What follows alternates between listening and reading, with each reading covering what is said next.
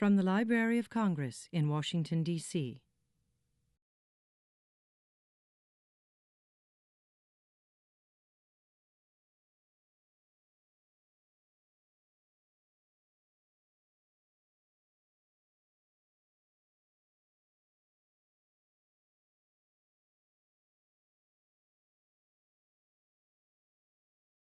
Thank you.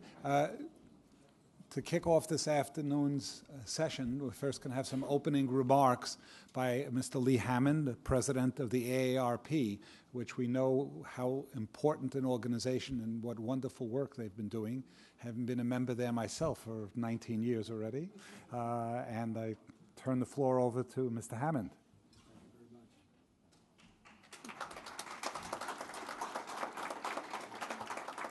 Well, good afternoon and welcome to the afternoon session. As was mentioned, I'm Lee Hammond, president of AARP. And in this capacity, I've had the privilege of serving on the Library of Congress Private Sector Advisory Council, the James Madison Council. Our mission at the Council is to bring the library's remarkable collection of knowledge and creativity to people across the United States and around the world. Before we move on to what promises to be two very interesting panels, I want to speak for just a moment about the strong and productive ties between the Library of Congress and AARP. AARP's national headquarters is not many blocks away. We're almost a neighbor in spirit, you might say, in keeping with the theme of today's symposium. AARP Foundation's sponsorship of today's event is an excellent example of the close connection between our organization and the library. I'd like to mention two other areas where we've collaborated in recent years. In 2004, AARP worked with the library and the Leadership Conference on Civil Rights on the Voices of Civil Rights bus tour. This was a 70-day tour from Washington, D.C. to Jackson, Mississippi, following part of the route of the historic 1961 Freedom Rides. And AARP was the founding private sector sponsor of the Veterans History Project, a project of the American Folklife Center at the library to collect and preserve oral histories and documentary materials from all the wars Americans have fought from World War I to the present. AARP continues to spread word about this project to our members. AARP volunteers from a number of states record oral histories from those who served on the military fronts and those who served on the home front during the wars, and we contribute these oral histories to the library for archiving. While the Civil Rights Project and the Veterans History Project shine a light on our national identity, as well as individual courage, today's symposium is exploring new frontiers of individual identity and growth in our later years. Once again, AARP is proud to be working with the library to expand our collective sense of the possibilities of the human spirit. Thank you, and let's proceed now to the next panel.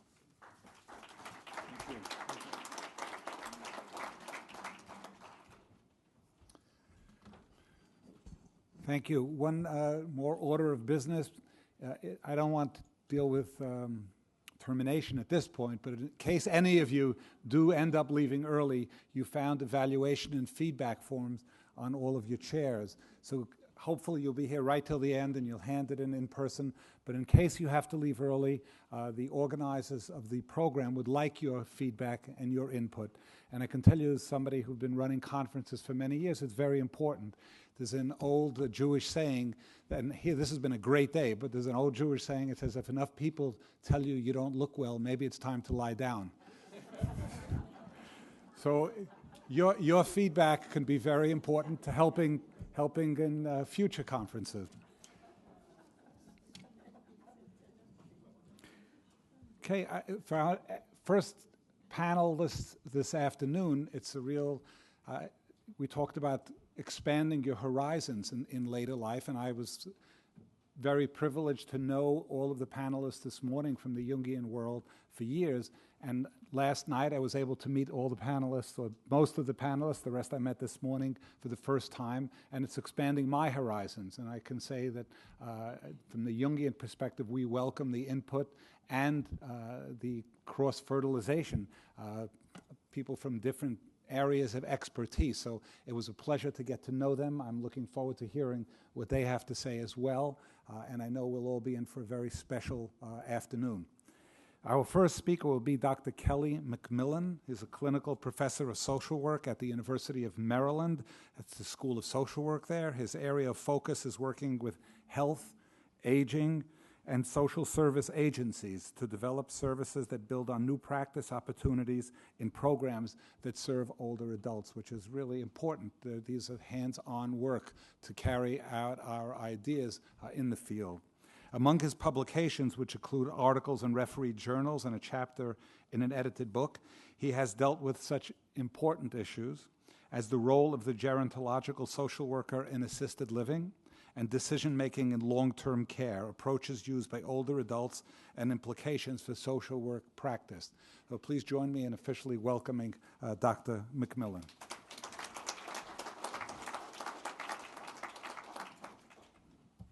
Good afternoon. It's a pleasure to be here and share some of my perspective. My first career was as a medical social worker in a hospital setting, and I have many good old-fashioned stories. I'll share a few with them, not too many. Then eventually moved on to do a PhD in a second part of my life, and now in a clinical role at the School of Teaching. I need to be transparent. I'm not a Jungian, but I do think I have some pieces that will tie very well into the theme today. And I really find that this theme of successful aging is very vital today. I prefer to call it aging well, but I think it's a very vital theme as we recognize that there's an adult population that will be using more and more services as they age. Also, from a personal perspective, I find that my sense of self is deepening and crystallizing more and more as I age, and that I recognize that I'm in this second half of life. And for me, it's about integration. It's integration of myself in terms of wisdom and experience, and then I can use that in terms of my relationships with those around me. And I also do some mentoring as an elder. And so I've moved into a space around eldership, and I think those are important places for us to recognize as well. As I mentioned, the theme of successful aging or aging well, I think is very timely. There's a good amount of research and literature in that area. And it has continued to sort of spawn projects and programs and services in a variety of areas.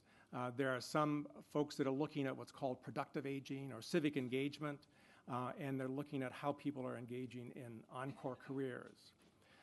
My focus today is really going to be looking at those health and social services that older adults use as they age and they experience physical disability.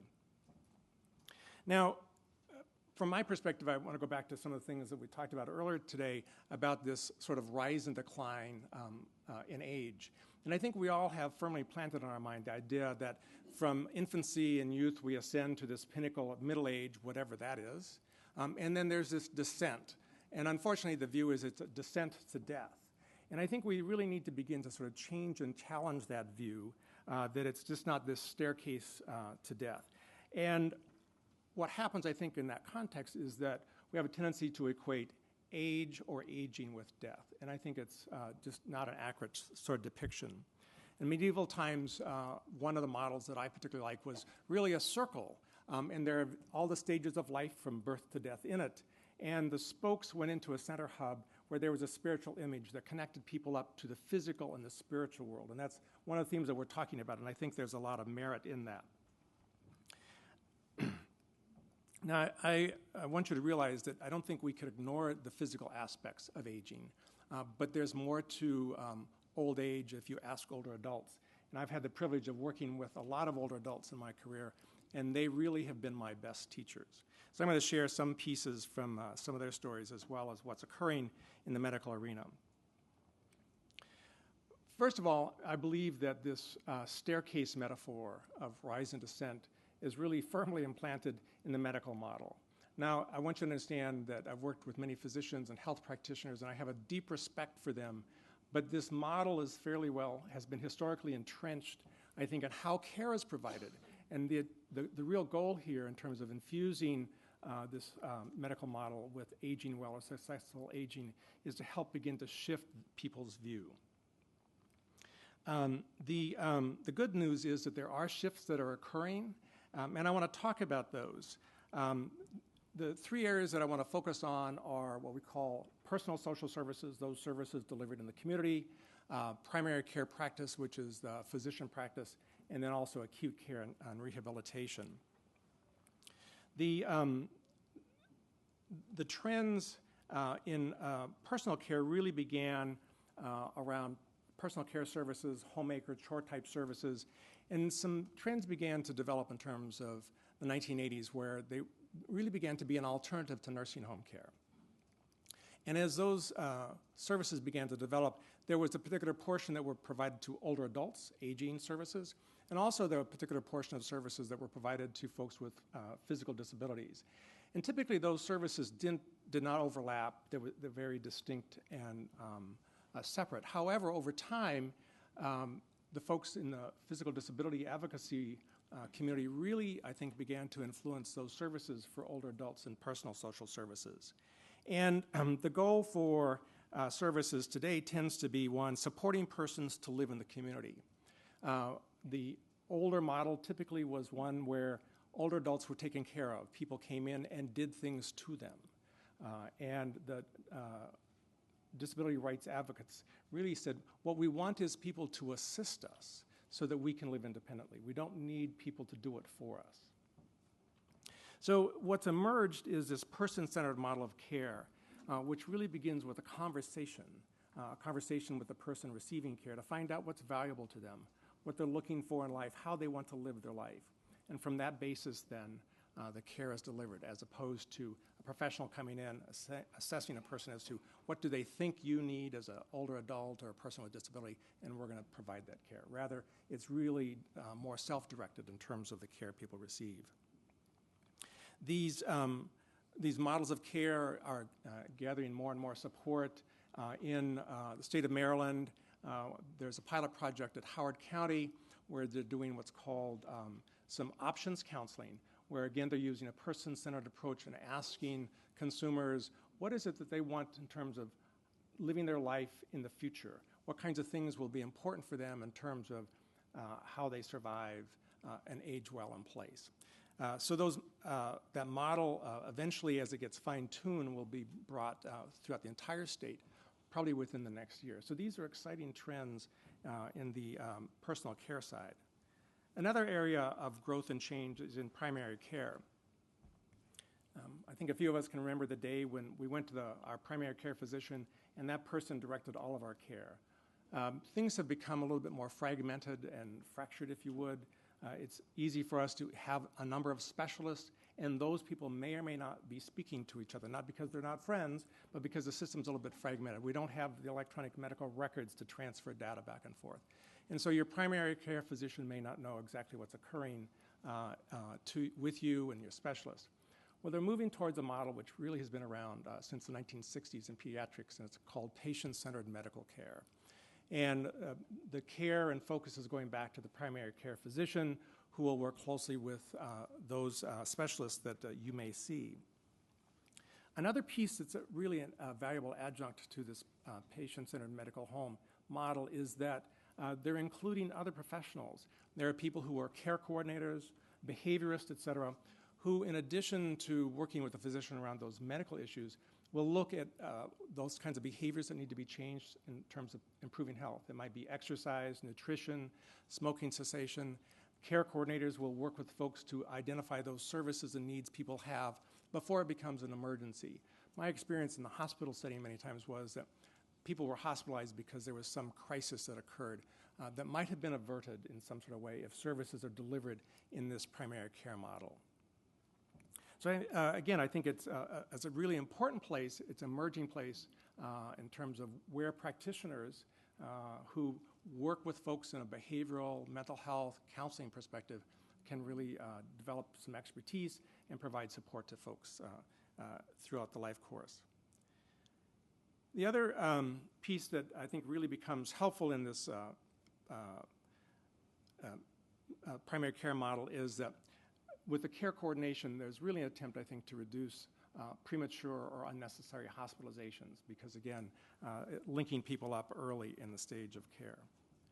The final place I want to talk about has to do with hospitals and rehab. I remember the day when a patient who came in who had a fractured hip would be in the hospital for 3 weeks. It's probably 3 days, if they're lucky. And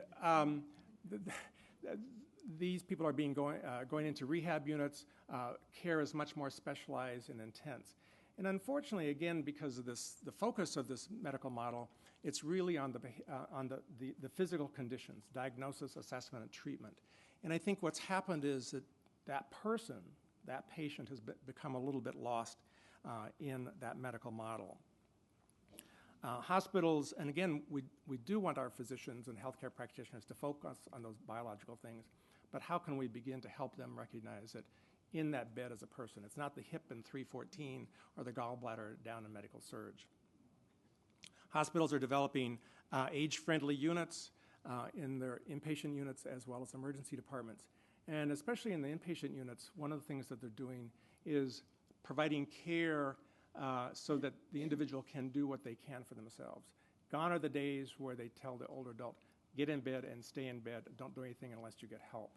We know that when that occurs, it just increases the level of disability and frailty for the older adult. And you all know this yourself, when you've been ill for a couple of days and have been in bed, it's really hard to get back on your feet. And when we do that in a hospital setting, it's much more complicated. What's beginning to emerge is, again, some levels of teamwork where the team is working with physicians. One of my stories from times past was I had run into our medical director of one of the hospitals I worked at, and Butch was telling me that it was not a good day because the treatment goals he established for his patient after several weeks were not being achieved. And I asked him, I said, well, what does your patient want? And he said, I have no idea. The good news was that Butch went ahead and talked with his patient, and he reported later on, he said, I met with that patient, I found out what she wanted, I told her what my goals were, and he said, we worked out a plan. And he said, I think it's achievable. And what's beginning to emerge a little bit in the healthcare side and the inpatient side is that teams are forming. They're interprofessional practice teams where you get the best of the medical team together. And a key player on that team is the patient and sometimes the family. This fall was part of an educational program up at Shady Grove where we worked with pharmacists, nurses, respiratory therapists, and social workers to help them learn before they get into the field what it's like to work as a team. And we used patients so they had a sense of including the patient. So again, we're beginning to teach this model, and we have a long way to go, I think, because again, like I said, there's this notion of person is disease, aging is disease, and that's a piece of what we're trying to break out of.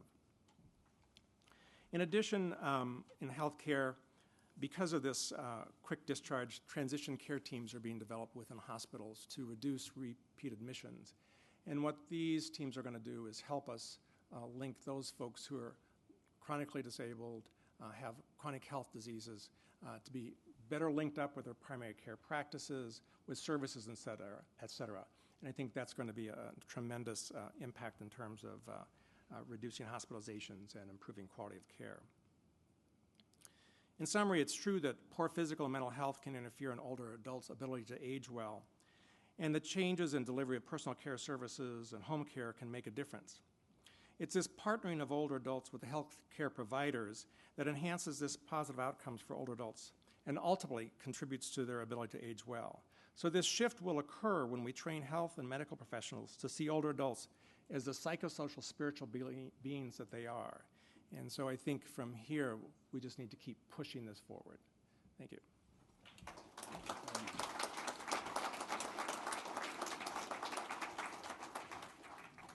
Thank you. Thank you again. We'll hold our questions till we hear from all three panelists. Our next presenter is Dr. Mary McDonald. She works full-time in the field of geriatrics, serving in the home care practice. She serves at the Division of Geriatric Medicine at Washington Hospital Center and is medical director at the Washington Home and Community Hospice, as well as associate professor in the Department of Family Medicine, the Division of Geriatrics at Howard University College of Medicine. Dr. McDonald has published numerous articles and books on the subject of geriatric medicine, including documenting competency in the mini mental state exam and the mini mental state exam, a core geriatric competency. And it's a pleasure to welcome her here, and somebody who is, again, active in the field and can tell us exactly what's going on these days. Thank you. Please join us.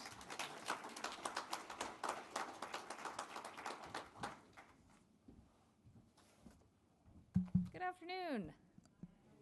It is a real pleasure for me to be here today with the true scholars that you've been hearing from throughout the day today. I am a little tickled that I am your next speaker. I don't consider myself a scholar so much as I'm simply a gal that's out in the field trying very hard to take good care of older adults. I also work with teaching medical students, residents, and geriatrics fellows how to take good care of older adults. So that's a little bit about what I'm going to talk, or all I'm going to talk to you about is my observations out in the field. I do want to give you a disclaimer. Like any other qualitative observations, all of these observations are filtered through my personal experiences, they're filtered through my moral compass, they're filtered through my life story. So all I can share with you is some observations that I have, but they're very, very generalized and less scholarly, perhaps, than things that we've heard throughout the day today. So I do want to share with you very briefly, what I love so much about geriatrics, which honestly I could talk to you about for about 7 hours. I'll try to keep it to about 45 seconds. What I like about geriatrics is taking care of older adults. Older adults are so wonderfully diverse, exciting, different. I never know what I'm going to get when I open up the door to meet a new patient.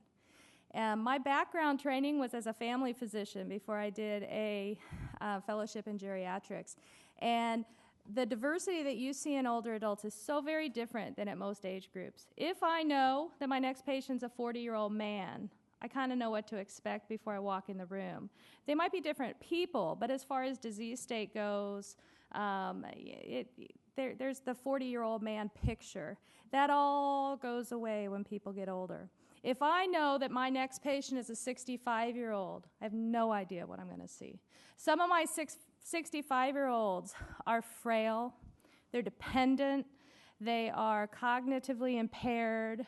I also have 89-year-olds that are robust, they are funny, they are cognitively intact and very engaged with their families and the community. So the number starts meaning less and less and less in the geriatric population.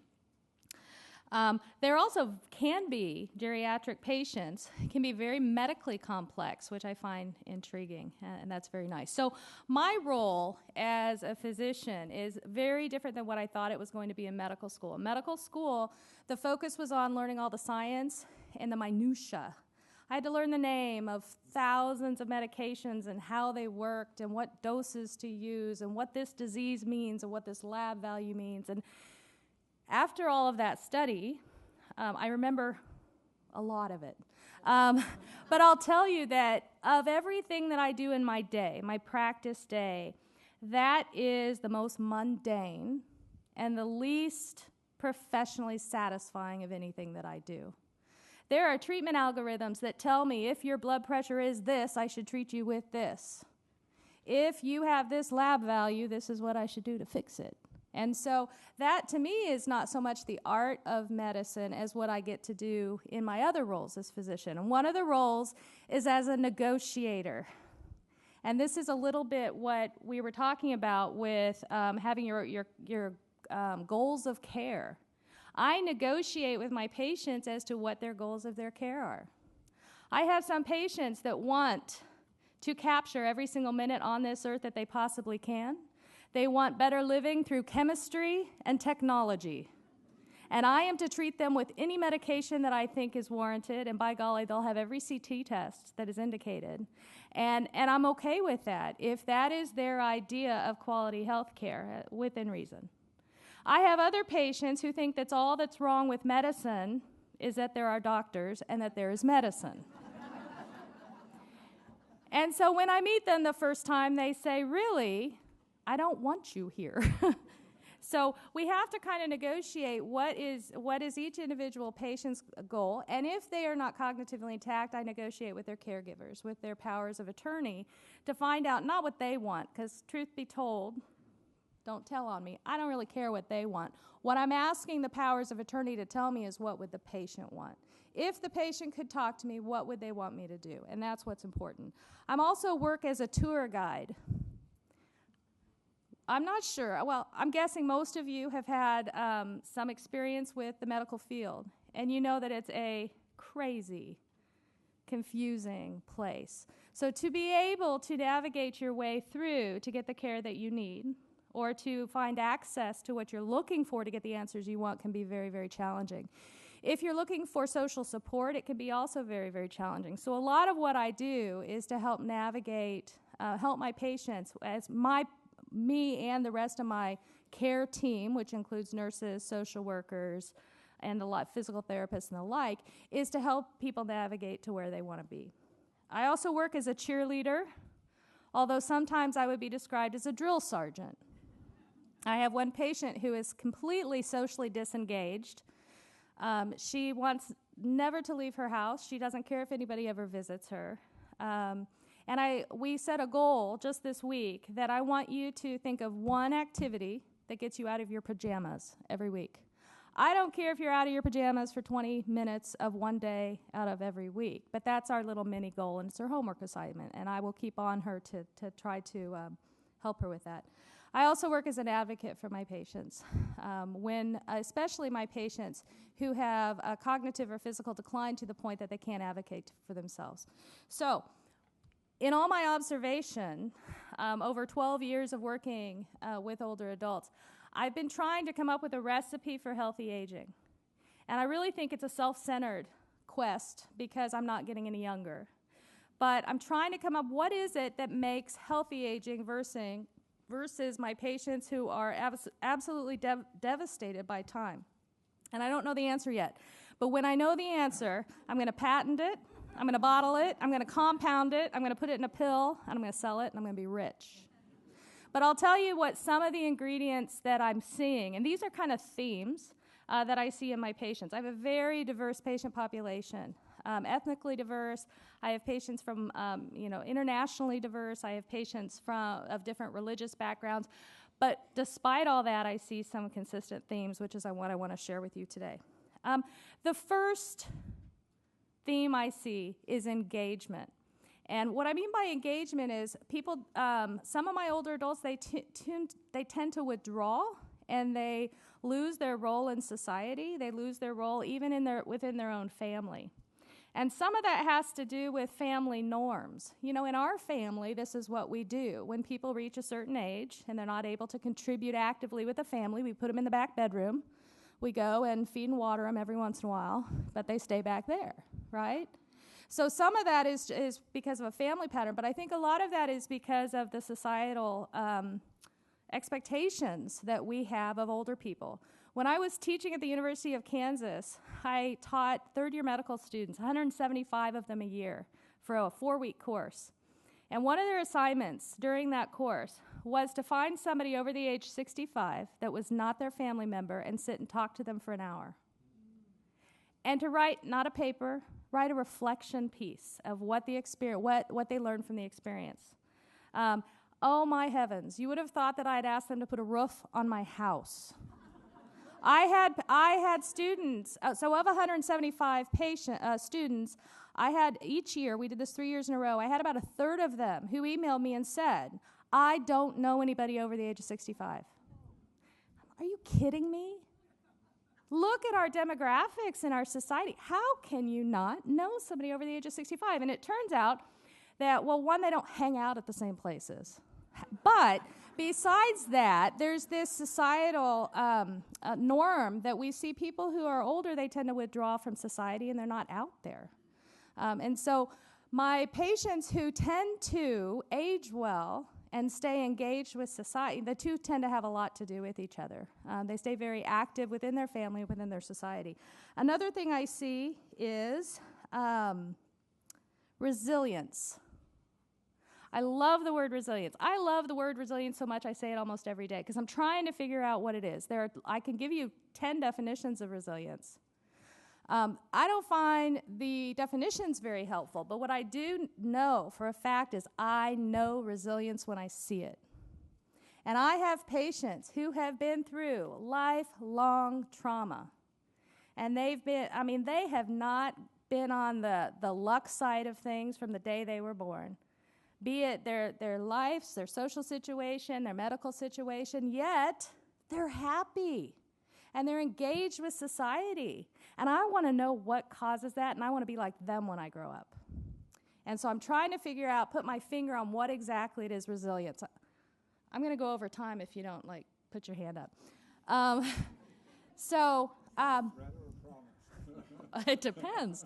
I do want to tell you, I'll just keep it to 2 more little stories. I have a patient, I will call her Millie. And she was one of my patients for many, many years. And she had a life that read like something you'd hear on daytime yucky TV. I mean, she had this story. It was rough. She had a rough upbringing. She was about in her mid-80s when I met her. She told me when she was young she was a dancer. I don't think she meant like she was a ballerina. I think that she was a dancer for money and not in a, well, anyway. She had many, I think 6 children, was never married to any of the fathers. She worked her tail off to support those children, and they were very, very good to her in her final days. But what struck me about this woman was that through everything she'd been through, including her horrible arthritis, her horrible lung disease, her cancer diagnosis, she was the happiest, funniest lady I had met in a long time. I asked her one day, I routinely ask my patients, what do you do for fun? And half of them look at me like that is the craziest thing you've ever heard in your life. So I want you to be able to answer that question. By the way, if you can't answer that question like that, it's not boding real well for you having healthy aging, okay? So I asked them, what do you do for fun? And this lady said, I take the bus. All right. I need some more. What do you mean you take the bus? She said, Dr. McDonald, $1 unlimited transfers, and there are some fine-looking men in this city. It was then that I knew I had passed my relationship, my boundaries with this relationship with this patient were completely torn down, and I loved her. The same woman ended up going to the nursing home because her arthritis got such that she couldn't transfer herself in and out of her wheelchair. And at the time, she came to my nursing home, so I was still her doctor. I still got to see her. And they were doing construction on the 3rd floor, which was her floor. And I said, Millie, how are you liking the nursing home? Same thing. Dr. McDonald, I love it here. There are some fine-looking men in this nursing home. Anyway, so I want to know what makes her her, and when I find it, you'll hear about it because I'll be all over the TV. Last thing, I do want to talk about hope and spirituality. Hope and spirituality, hope can be spirituality. I think the core of many patients' hope is their spiritual base. But I take care of lots of patients who don't claim to have any true spiritual base, but they still have hope and they still have inner beliefs that they don't identify as spirituality. I have spiritual conversations or inner belief conversations with every one of my patients. I do not know how to take care of patients if I don't know their belief system. And so the added bonus for this, to me, is that I talk about spirituality every day with my patients, and I have benefited tremendously from that. I have an inner spiritual conversation with myself all day long that I never had before I spent time with older adults, and I've really benefited from that. And lastly, I want to leave you with a quote that sounds a little like a bumper sticker, and I may have actually seen it on a bumper sticker, that says, you don't stop having fun when you get old, but you do get old when you stop having fun. Thank you very much.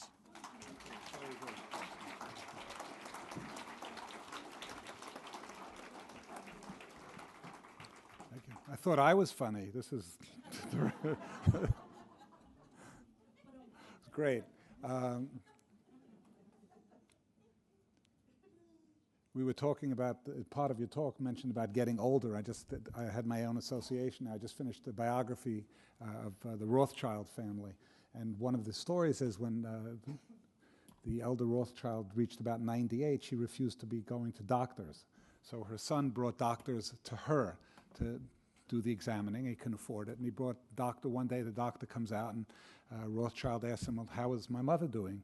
And he says, well, Lord Rothschild, your mother's not getting any younger.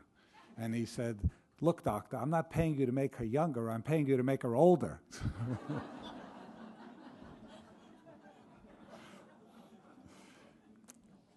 Anyhow, our third presenter this morning, somebody I had the pleasure of meeting last night. I think the first person I met arriving at the reception last night was Dr. Gay Powell Hanna, and I enjoyed meeting her and looking forward to hearing what she has to say. She's also dealing with a very important subject in creativity, also in older people. That's one of the areas that she specializes in. She's an arts administration leader with over 30 years experience in arts, education, and health-related services, and she is the executive director of the National Center for Creative Aging. That's NCCA, not NCAA. Not to be confused at all with that. It's an affiliate of George Washington University in Washington, D.C. Previously, Dr. Hanna held faculty positions at Florida State University and the University of South Florida, where she served as, where she directed VSA Arts of Florida, which is an affiliate of the John F. Kennedy Center for the Performing Arts, a very important organization in our country. As a contributing author to numerous books and articles, among her publications are such topics as Arts and Human Development, Learning Across the Lifespan, and Creativity Matters, Arts and Aging in America. So please join me in welcoming Dr. Hanna.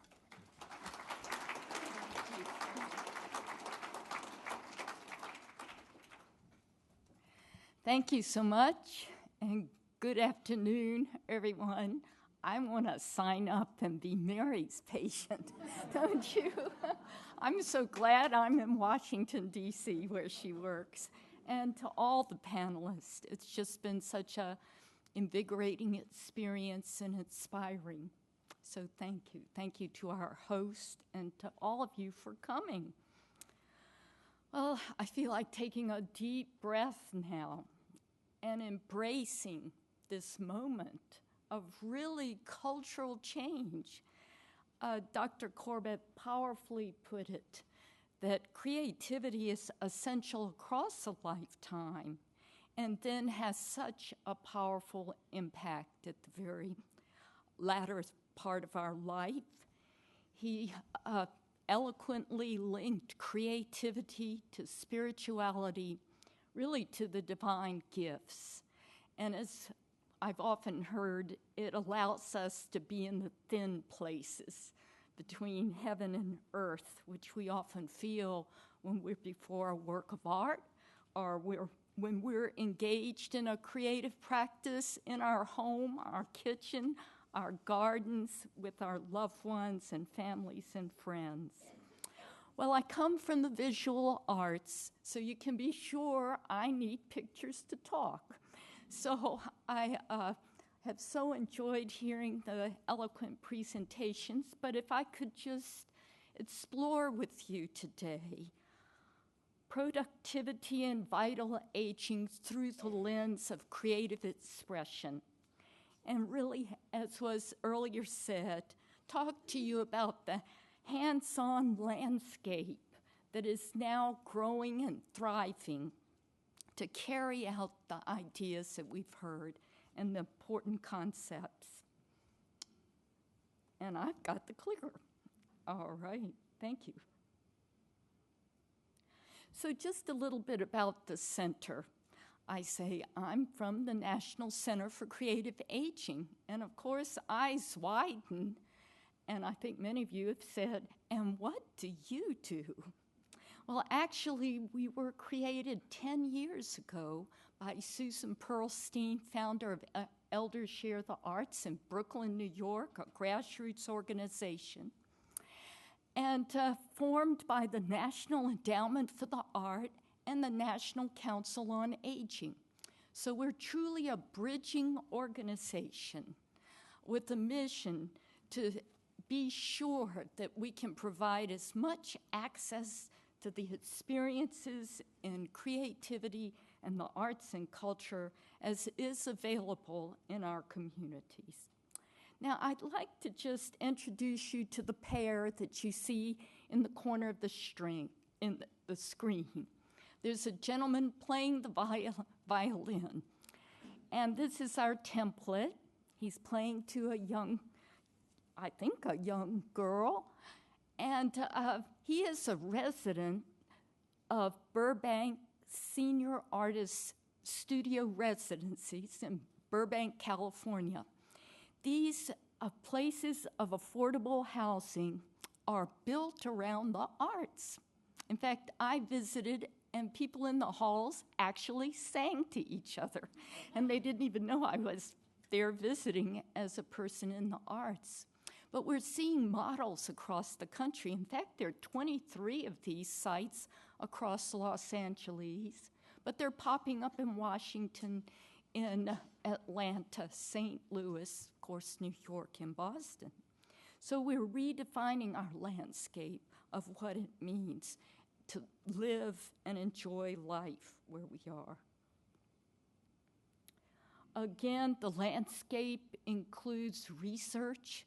We need an evidence base to talk and communicate with the other disciplines that are so important to a thriving array of program services. We need policy, we need technical assistance, and we need a place where you can come and get more information and provide information.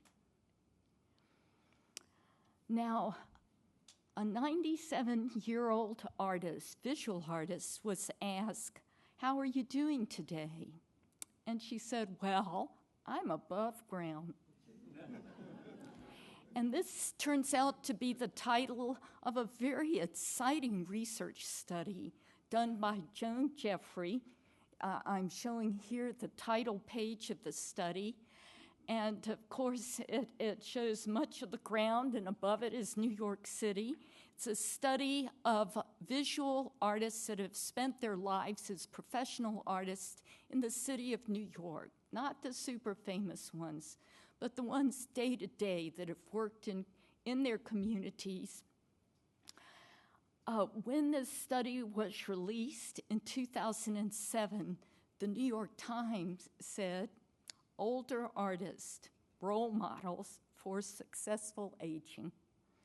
So here, in fact, it resonates with Dr. Corbett's presentation.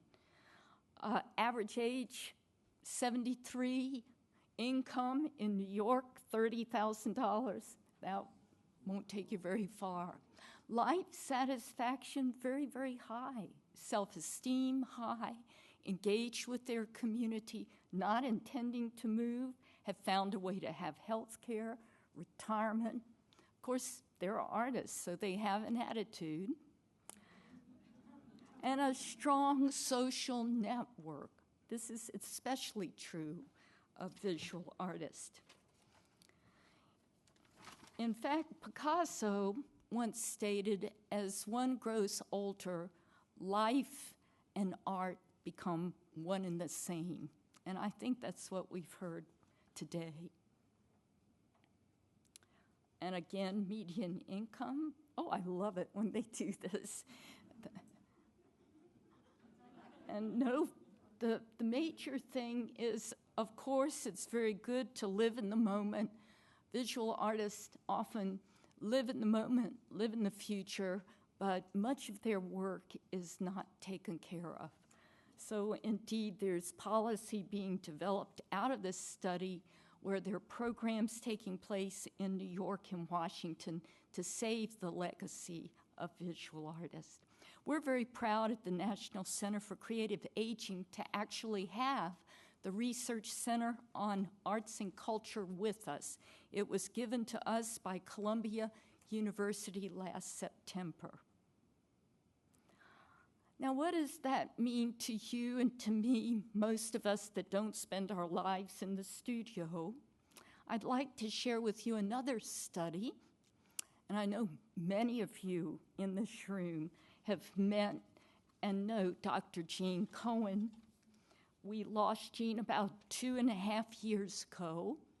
He was one of the founding directors of the Institute of Mental Health and the National Institute on Aging. He's really one of the founders, or was one of the founders, of geriatric psychiatry. And he spent his life truly working in the medical model, and then became convinced towards the end of his career, again, back to Dr. Corbett's presentation, of the power of creativity, and that what had been denied certainly was the potential of aging. So he spent the rest of his career, like others, looking at aging not from deficit only, but from asset, to really shift the paradigm. In fact, he said, we almost have no choice but to have stereotypes about aging. He said, all we see when the media presents older people is the 3 W's. They're wicked, they're weak, or they're weird. So what can we do to change that? With this demographics, we certainly are changing it, and it is the culture change.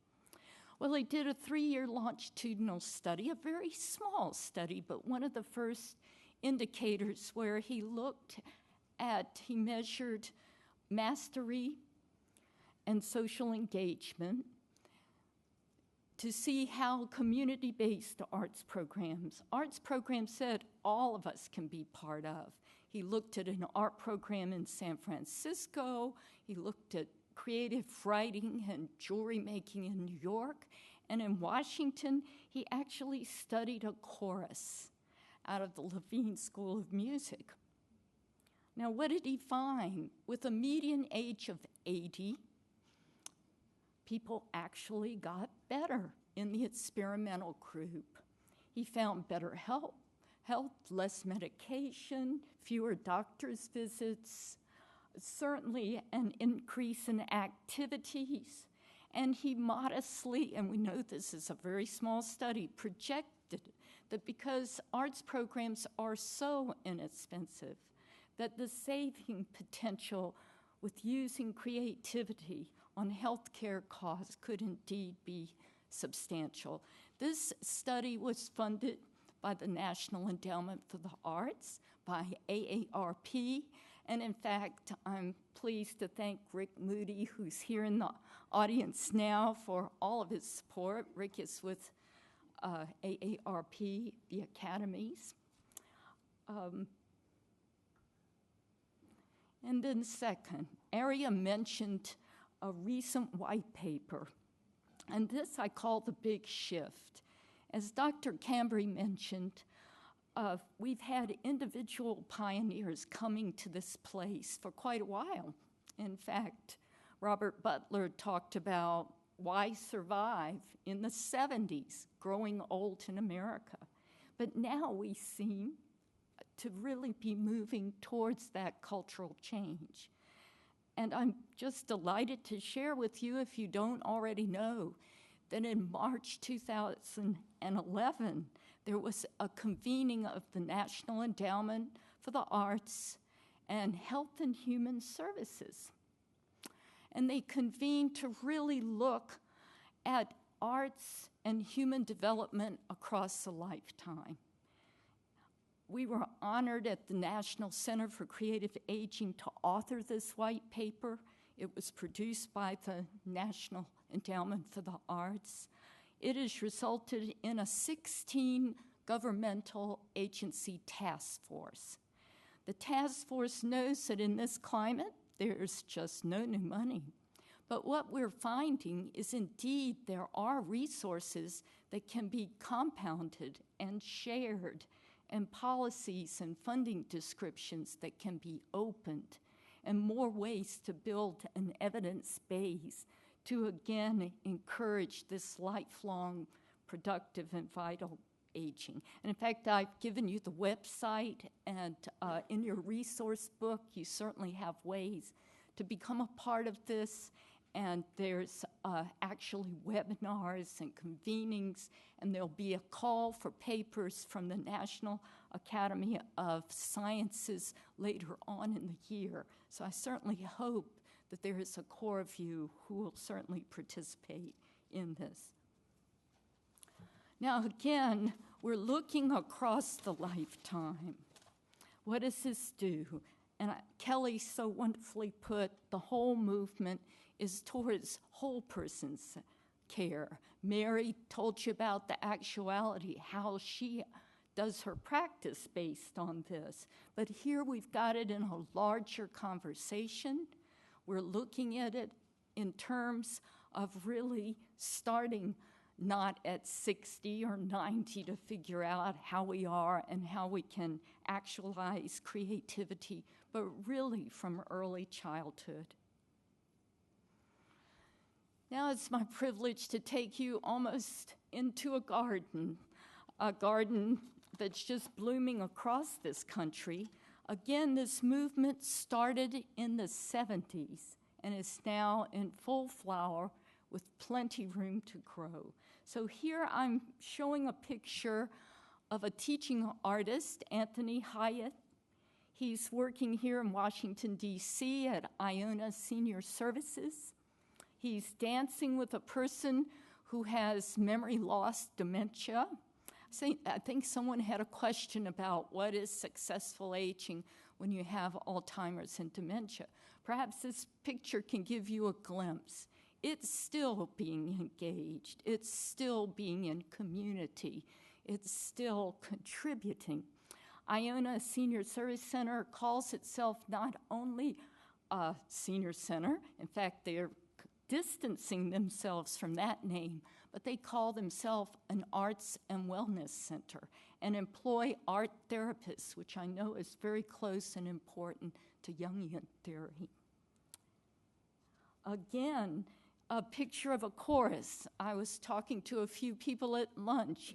Washington, D.C. is a very choral town. There's I think it's because we talk so much that we burst into song from time to time.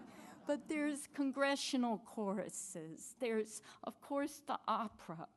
Every church, there's so many gorgeous choirs and synagogues. And when Cohen did a study, he actually put an ad in the newspaper for people to join a chorus at a senior center. And over 200 people responded that had never been to the senior center. Few had ever sung. Often, and they did very well, actually they performed at the Kennedy Center and still do.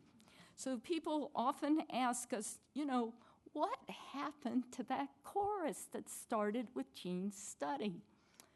Now, how many of you would think, the study went, the funding went, the chorus went? Not so. It became a nonprofit. It has 23 courses across the country. They hijacked the Queen Mary and actually sing their way all the way to the UK and back. They should be part of the Ireland program. So Jean Kelley is their director. We might have people in this room, actually, that are part of the chorus because there's one located in the Smithsonian Institute. So again, it's vibrant, it's productive. CBS interviewed one of the singers that's 91, and she said, I feel like my feet are a foot off the ground. I am just so excited about performing. And she wasn't thinking about her arthritis or her knees or anything else, but giving a good performance. Now, we actually see programming clustered in 3 areas. Healthcare, the last slide was about lifelong learning, and then very importantly, community engagement. Another local program, I decided today you're in Washington, we'll talk about a few local programs, but this indeed is an international local program.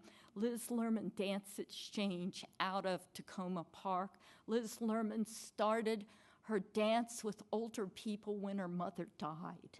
She was a professional dancer and felt, I have to make a dance. I have to really be able to cope with the grief that I feel. She lost her mother at a young age.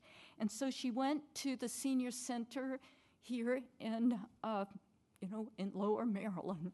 And she says the first time she went there, she asked them if they wouldn't just move their head back and forth.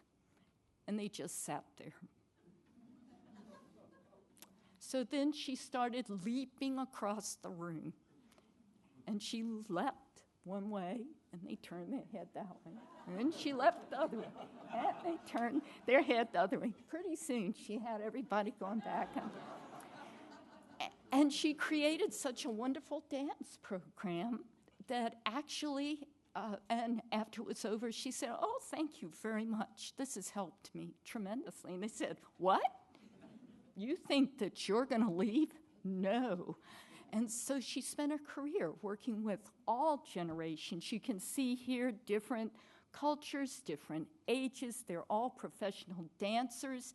They go into communities. They create beautiful works. They worked with the National Institutes of Humanities on a genome project. They've done programs that take on tough topics. I just saw Liz at Harvard in November, where she's getting ready to premiere Healing Wars to commemorate the 200th anniversary of the Civil War. And I must say, all I did was cry. It was just so powerful because she, again, used different ages, different abilities, and she linked images of the Civil War with Afghanistan, Iran. And I will tell you, if it comes near you, please see it. Again, we have a resource we just launched this week from a generous donation from the National Endowment for the Arts, an interactive website. We're looking for your stories. We're looking for your programs, your advice, and along with it goes a wonderful awards program and a grants program and a speakers bureau. So thank you again. We look forward to working with you, doing everything we can to provide access for vibrant and productive aging.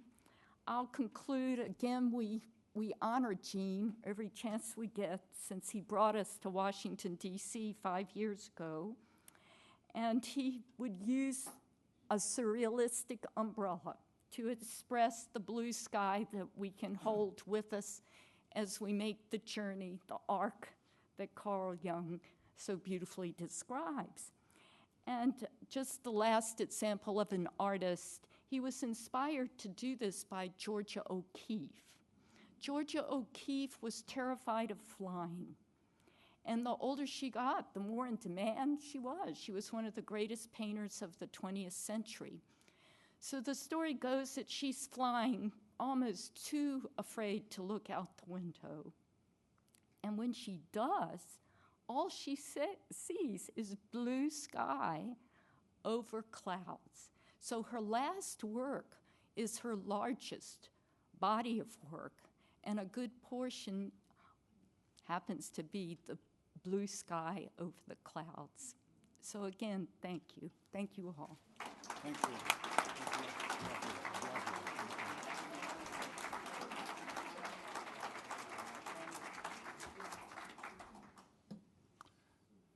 Thank you. Well, I'm sure all of you are as inspired as I was from all our three panelists. It was really wonderful, all three of you. Thank you.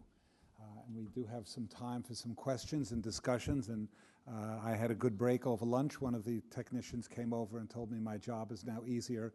I don't have to memorize and repeat the questions. So as long as you can hear them, they can pick up the sound. So I'm going to open up the floor for any of you who have some questions.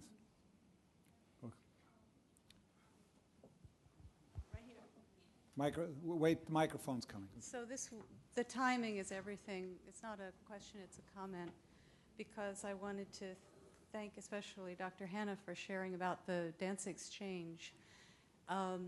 My parents were in that dance of Lizerman's 35 years ago, and my father was in his late 70s and my mom in her late 60s. And that dance was the most amazing. I encourage everyone to go out and dance. And the photograph of my parents playing Mr. and Mrs. God in Lizerman's work is the photograph I look at every morning. It's on my bookcase. And would love to have everyone share that experience. Thank you. Right here, microphone. Where am I going? Right here, Hermina. Hi, Dr. Anna. I really enjoy what you said. I enjoy everything of what you all said. But I just wanted to introduce another layer of what you're doing with the art therapy, performance, and pictorial, etc. The importance of being together and have a meaningful experience with others. It gives a sense of a life beside being creative. So they are in a group, they do things together, and that is really connected with the bond of humanity. Thank you. I don't mean to cut off the panelists. If any of you have anything you want to add or questions for each other, just feel free to interject.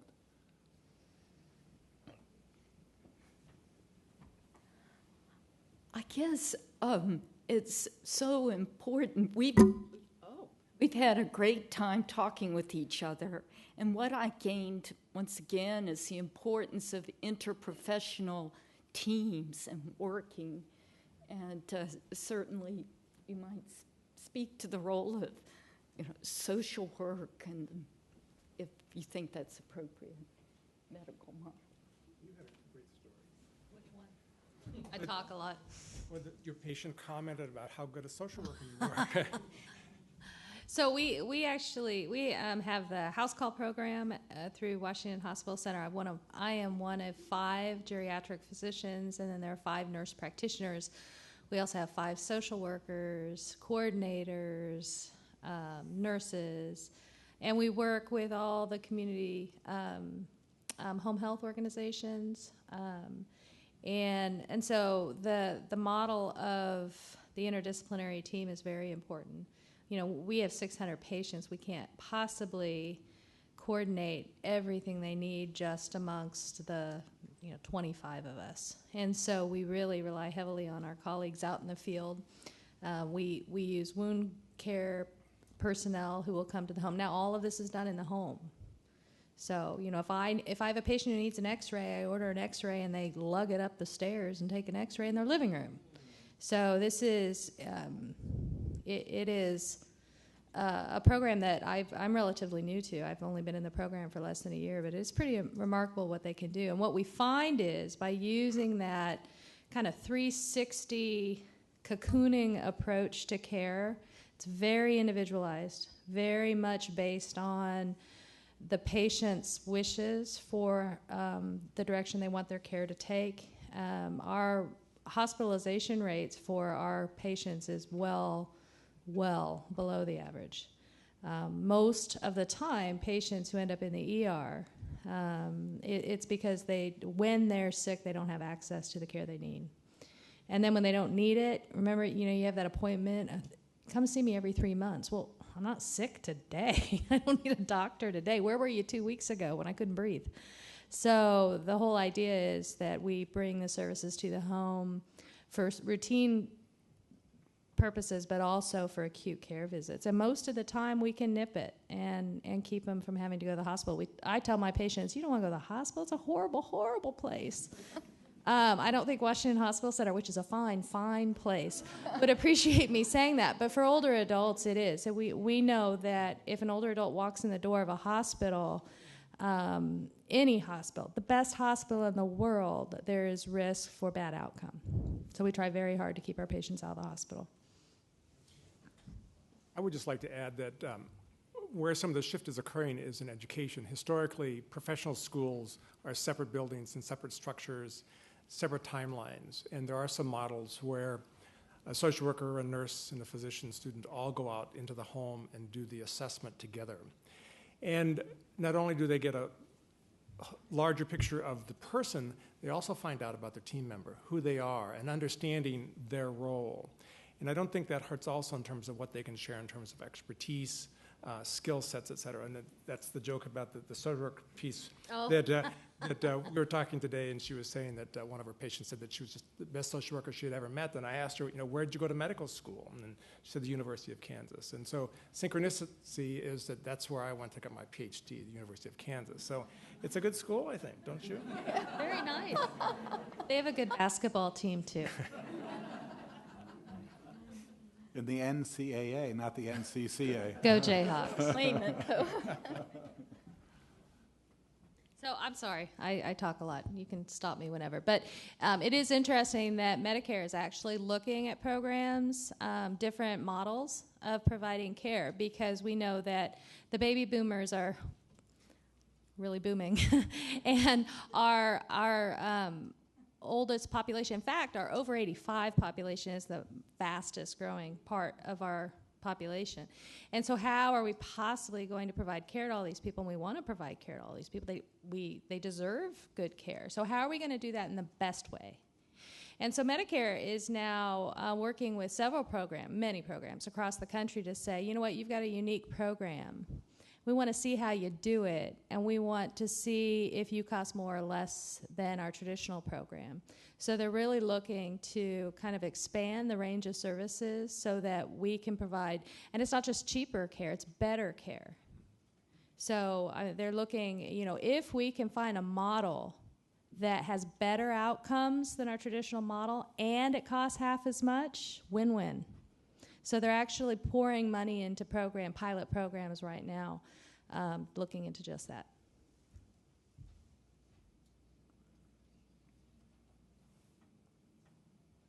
Okay, right there. Dr. McDonald, does your practice serve patients throughout the D.C. area or only in the quadrant near the Washington Hospital Center? Right now we cover about 10 zip codes, mostly northeast, northwest in D.C. Thank you. Yes. However, ask me if we get some big old Medicare money and we start expanding. So keep your fingers crossed as we are. Hi, I realize this may be a bit of a cheat, but I have to meet my daughter at home after school today, so I can't hear the next panel. But I just wondered if you all knew of any studies using meditation in gerontological medicine, and whether you're seeing, if you're aware of any impacts that are used there. I was struck earlier by, for example, the quality of equanimity being very valuable as we age, and that's something that's cultivated in, basic insight meditation or other simple forms of meditation. Thank you. I don't know anything about meditation. Anybody? I'm sorry. I think some of us have heard of people working, and I've heard of it anyway, and that it's very valuable, but neither myself nor anybody here has any experience in it. But it certainly are people working in it, anecdotally I've heard, as very valuable and another tool. Thank you.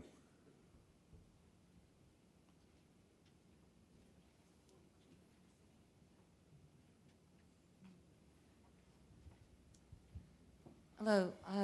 Thank you for some inspiring thoughts and visions today. I am thinking about at the end, people die.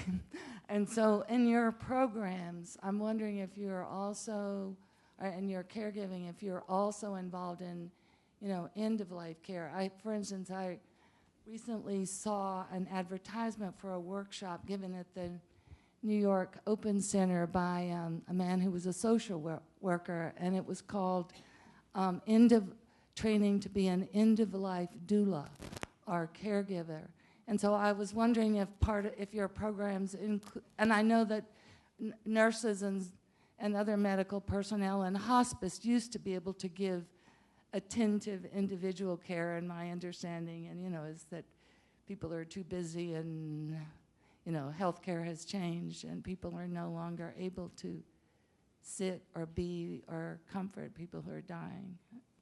So I'm wondering what that looks like from your end. So the role of the primary care physician, I'm very proud to be a primary care physician. And I think the role of the primary care physician is to take the lead on those kind of conversations. And so, and all of my partners in my program agree with that. So what often happens is when a patient reaches the point that there are no further options for cure, they are passed off to another team to start their dying, I guess. That, to me, I don't think that's ideal. I think if you work hard to form a relationship with a patient, it is your duty, but it's also your, it should be your pleasure to see it through to the very end. So we have advanced directives, living will. The key is we start those conversations from day one. We don't wait until you're sick to talk to you about end of life. You start talking about it when you're healthy and cognitively intact. I want to talk to you when your thinker's working. I don't want to wait till you're mushy-headed to talk to you about what your wishes are in life. So, yes, absolutely. And that's a core principle of all geriatric training. However, we do the actual hospice care, we do consult in a hospice organization to partner with us for that. April? May I just add that it's a huge area that's developing in creative expression. Most large hospice organizations have art therapists, visual arts therapists, music therapists, poetry, fine artists that are trained to work right at the bedside. We have a contract with the Veterans Administration now to really develop protocols for end-of-life care, palliative care. So it is vital to the very end, as we've heard from our keynote presentation. So yes, a very important role for the arts. Are any of your activities integrated with the Aging in Place movement? And if, to the extent that they are not, do you think there's a potential there?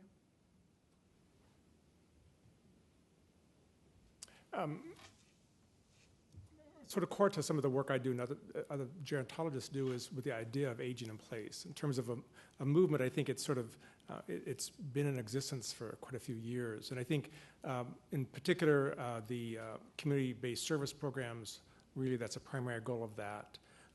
There are alternatives to nursing homes such as congregate living and assisted living, but the primary focus really has been on community-based care. And that's increased over the years, and I think has been successful in helping folks age in place. And our program is home care. That's not in nursing homes. So that's 600 older adults that are in their homes. And we're indeed part of naturally occurring retirement centers. In fact, one of the noted ones in Washington is Watergate. You know, you can live right there. Go to the Kennedy Center. It's, of course, on the most high end, but there are efforts across in the community, affordable housing across Washington, D.C. There are choruses and actually a theater group in Northeast Washington that's formed from Aging in Place. So again, it's a new frontier. You know, we actually think it's a renaissance of a whole new era in the arts and creative expression. I guess you're addressing what I have in mind, but I was thinking of communities. I've heard of the Watergate one. Maybe it's the one you're referring to. There's also the Golden Glovers in Glover Park of D.C. Mm-hmm. And this is not just age-related. People need assistance at all ages, and in these communities, they can call on the community, say, vetted construction people or whatever, you know, for assistance. That's what I meant, that kind of a community. But I think the Watergate one is supposed to be that sort. So. Hey, thank you. It's been a wonderful, wonderful day for me, and I see by the enthusiasm the audience that you've all been enjoying it, and you're here, which is the best vote of confidence. I just want to say one thing, because apparently I've gotten a report that some of you have broken one of the 10 commandments and the cell phones have been on. So anyone, if you forget, it's understandable. Can you please make sure to turn off your cell phones? It's only an hour and 15 minutes to go. Then we can have the Wi-Fi cell phone fixes again.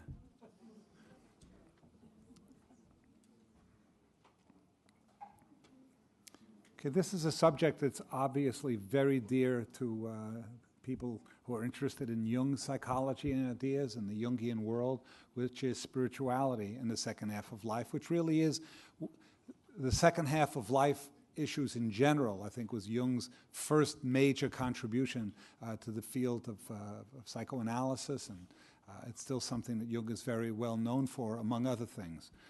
And it's a subject that it's non-ending, like spirit. It really is something we can continue exploring, and we're looking forward to having our panelists begin the exploration with us this afternoon. Our first presenter is Dr. Melanie Starr Costello, who I've heard a number of times in the Hudson Valley, and I feel a lot of kinship with her. She has a history background, as do I. My PhD was in history before I went on to Jungian psychology. She studied in Zurich, which I think is a very important institution. I graduated there, and I'm looking forward to hearing her this afternoon.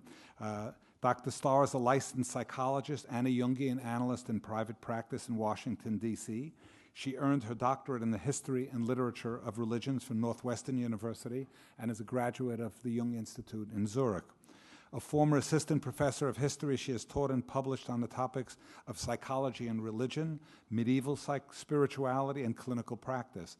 Her publications include Imagination, Illness, and Injury, Jungian Psychology, and the Somatic Dimensions of Perception. And she really brings a multi-dimensional approach to her practice and her work and her presentation. So please join me in welcoming Dr. Melanie Starr Costello.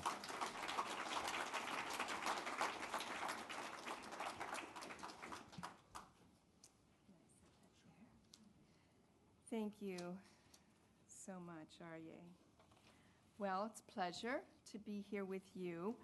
And I'm going to pick up on several themes mentioned in Dr. Corbett's presentation.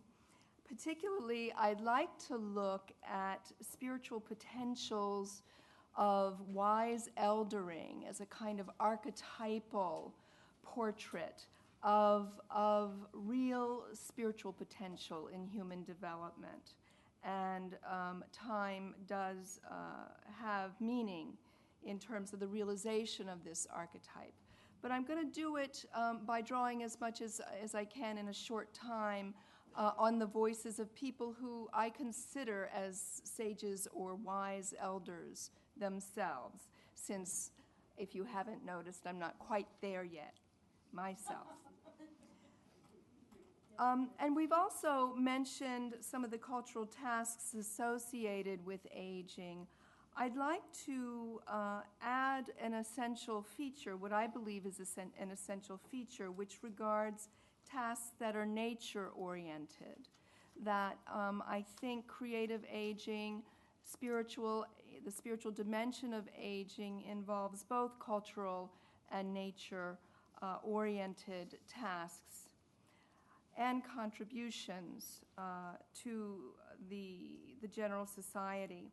So I want also to emphasize how important I think it is for those of us who aren't the oldest of the old to have exposure to people who are aging in a creative way.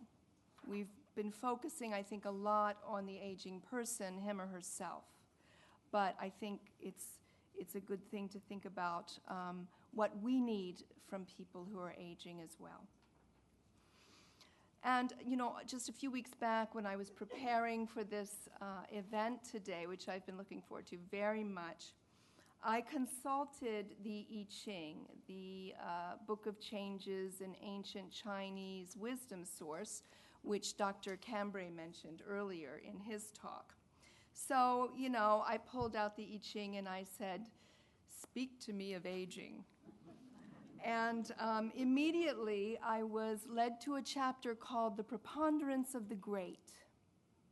And it concerns the urgent need to approach a transitional period in a meaningful way.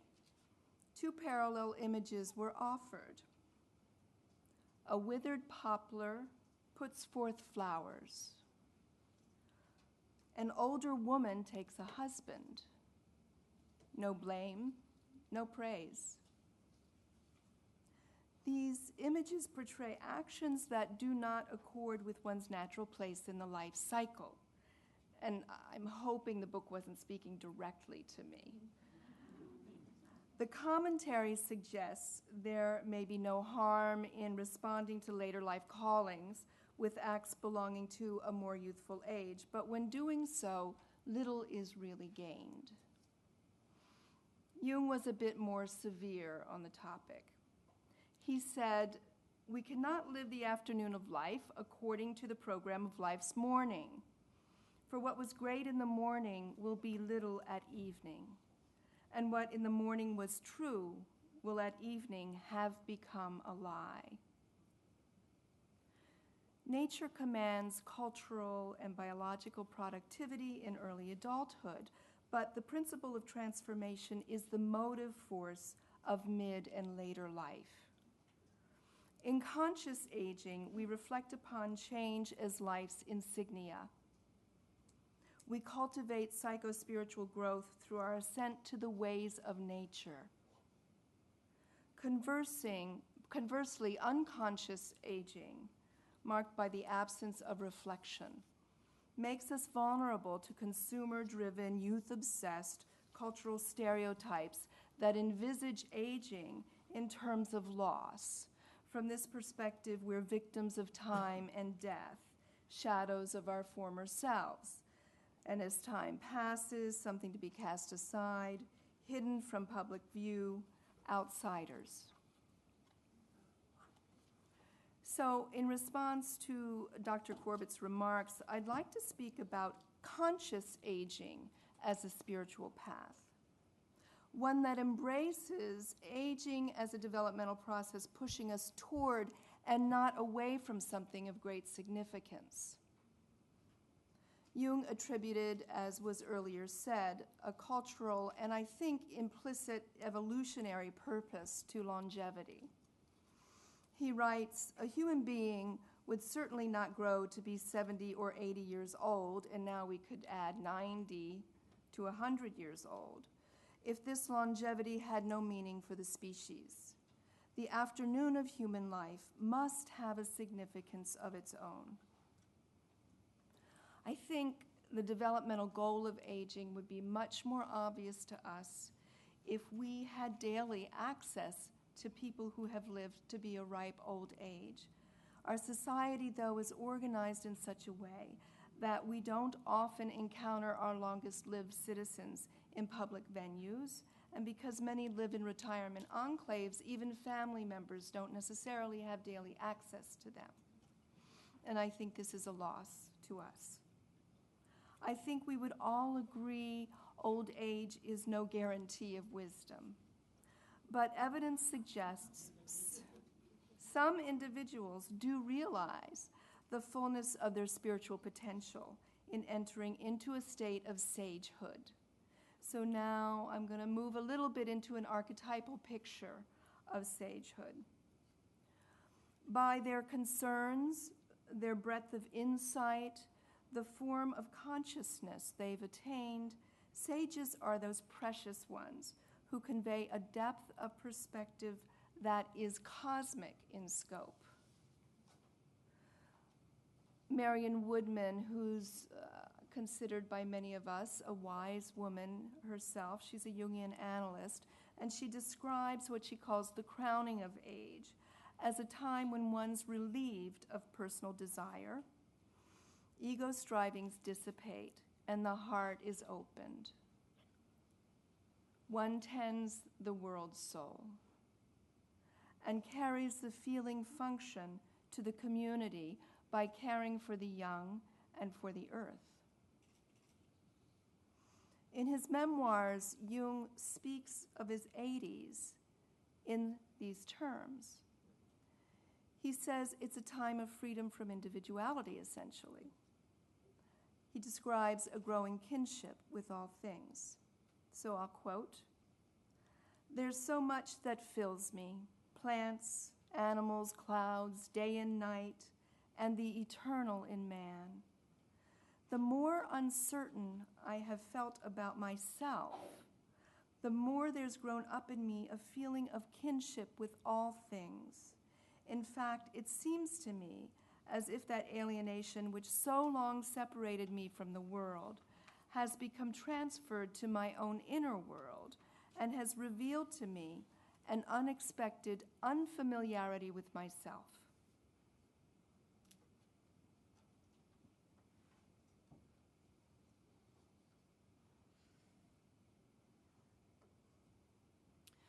Jung's describing how over time one's center of gravity shifts. The personal identity gives way to a larger ground of being. The natural world and one's internal landscape are contiguous. The natural world and one's internal landscape are contiguous. The sage's vision is unitive in the mystical sense of the word. In her company, one feels a sense of belonging to the web of life. One such person was the theologian Thomas Berry, and he passed away just a few years ago. Berry envisaged the wise elder as one who represents and embodies the correspondence of the human process with the natural process. Their presence promotes the making of a healthy society, which requires that all its members experience themselves, quote, in integral relationship with the surrounding forces of the universe. In other words, the gift the sage brings to the world at this critical juncture in time is that by her mere presence, she fosters our reconnection with our roots in nature. In this more contemplative, unitive form of consciousness is aging's potential, in this unitive form of consciousness is this potential something that one has to cultivate deliberately? I mean, how do we get there? If we're not intentionally spiritual, might we get there anyway? Often, as we've heard, a spiritual transition begins at midlife. In practice, early intimations of this transition can be quite disturbing. After all, psycho-spiritual transformations place us at a threshold between the known and the unknown, between loss and new discoveries. Our Western cultural norms don't prepare us for the developmental phases of aging, as the cliche midlife crisis makes clear. We suffer a great deficit in our times because progress is a dominant value in Western culture, and it's understood as a trajectory moving continuously upward from a fixed point. This paradigm puts us out of sync with the way things truly are in nature, and particularly impacts our attitudes toward aging, which naturally involves a great deal of letting go of things rather than building them up. And even where we've brought a wealth of creativity to building our profession, to raising children, and making meaningful contributions to society, the time may come when these responsibilities no longer energize or lend meaning, but rather start to feel burdensome. Grave doubts about oneself and one's life choices are common at these transition points. One may suffer internal feelings of isolation or flatness, and even spiritual or religious practices may no longer prove enriching. This is a time when people sometimes come into analysis. In Christian tradition, the painful experiences associated with transitions to mature spirituality have come to be called the dark Night of the Soul, referring to a 16th century poem and treatise by St. John of the Cross. Here, the seeker, having lost his connection with the divine grace, suffers feelings of despondency, humiliation, and worthlessness, the kinds of feelings that we associate with clinical depression. Such intimations of a time of psychospiritual transition can be very frightening, and the pharmaceutical industry has profited greatly by our collective lack of understanding of developmental needs in later life. For where we don't meet these intimations as meaningful communications from within, and where we keep on going as usual, depression, anxiety are a likely outcome. We're bound to go through several transformations, times when we're called to lay down our lives as constructed, to sacrifice an established self-image and make way for the truer, less socially scripted self that is trying to emerge. In this metaphoric death, one's known self is sacrificed in exchange for what the poet Derek Walcott calls the stranger who has loved you all your life, who knows you by heart. A soul-filled life is one spent in conversation with this stranger, this ever-emerging self. Conscious aging promotes this dialogue by means of dream work, by applying the imagination through reflection and writing, in relating to the natural world as a subject rather than as an object, in attending to our emotions and the images that spring out of the depths, in meaningful conversation, storytelling, prayer, ritual practices within or outside of a faith community, and of course the beautiful examples we saw about what's happening with aging and creativity in the arts. In time, an individuating person may seem less a personality and more a culture carrier, mentor, defender of the community well-being, and guardian of the biosphere. We're talking about aging in the 21st century.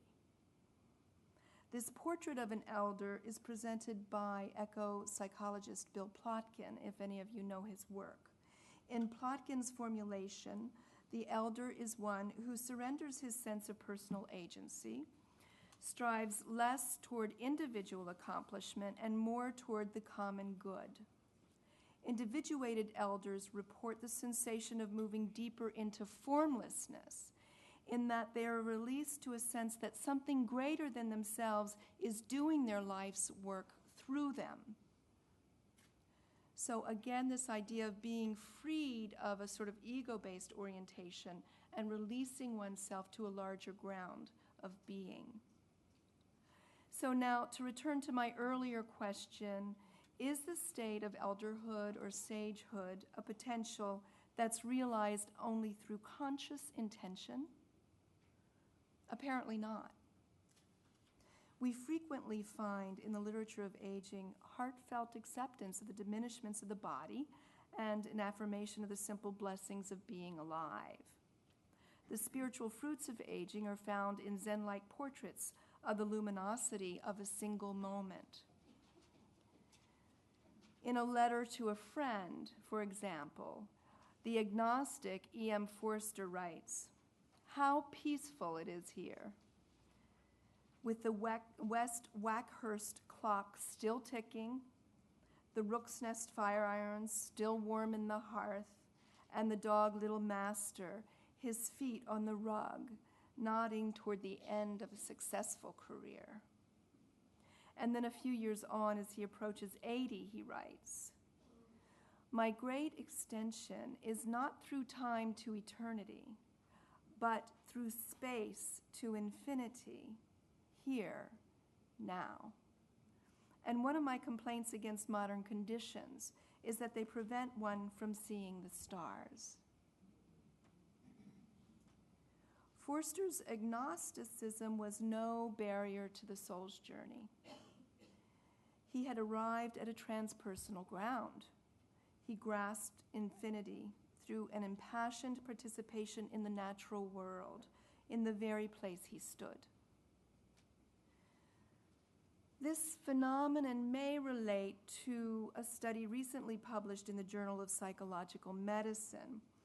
Contrary to the stereotype of the elderly as frequently depressed in the face of loss and oncoming death, the study shows the rates of depression and anxiety in later life to be lower than rates reported for working age adults.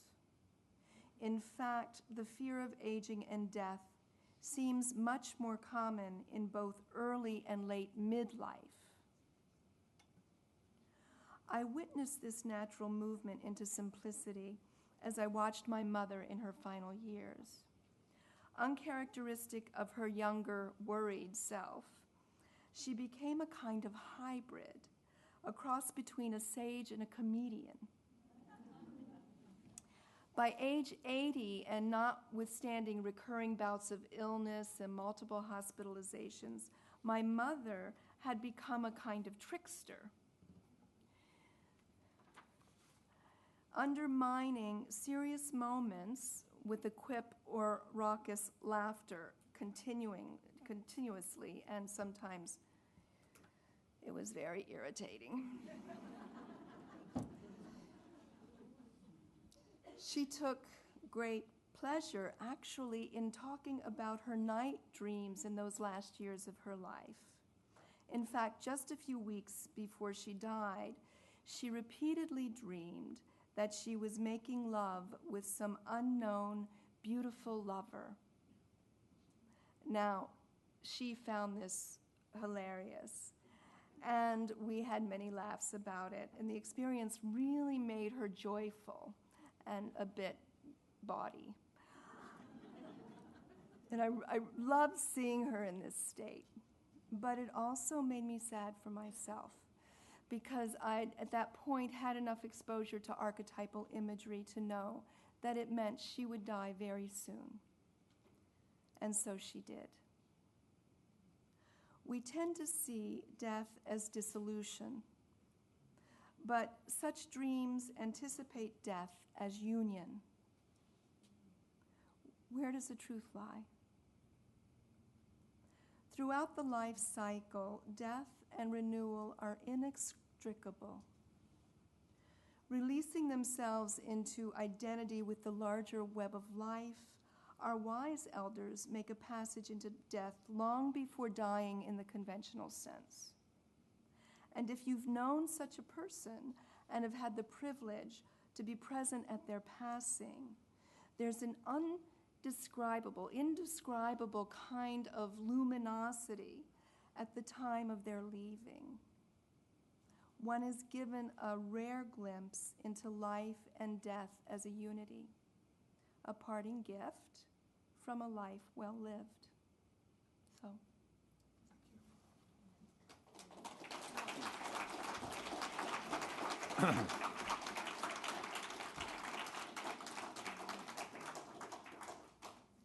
Thank you. Our next speaker, Dr. Christina Puchalski, has graciously agreed to be sandwiched between two Jungians.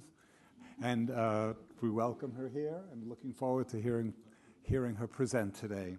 She is a pioneer and a leader in the movement to integrate spirituality into the healthcare setting, both in clinical practice and medical education. As founder and director of the George Washington Institute for Spirituality and Health in Washington, D.C., she continues to break new ground in the understanding and integration of spiritual care in a broad spectrum of healthcare environments. The spiritual assessment tool FICA, not the Social Security that we pay every month, which she developed, is widely used in clinical settings around the world. Dr. Puchalski is professor of medicine and health sciences at George Washington University School of Medicine and an active board-certified clinician in internal medicine and palliative care.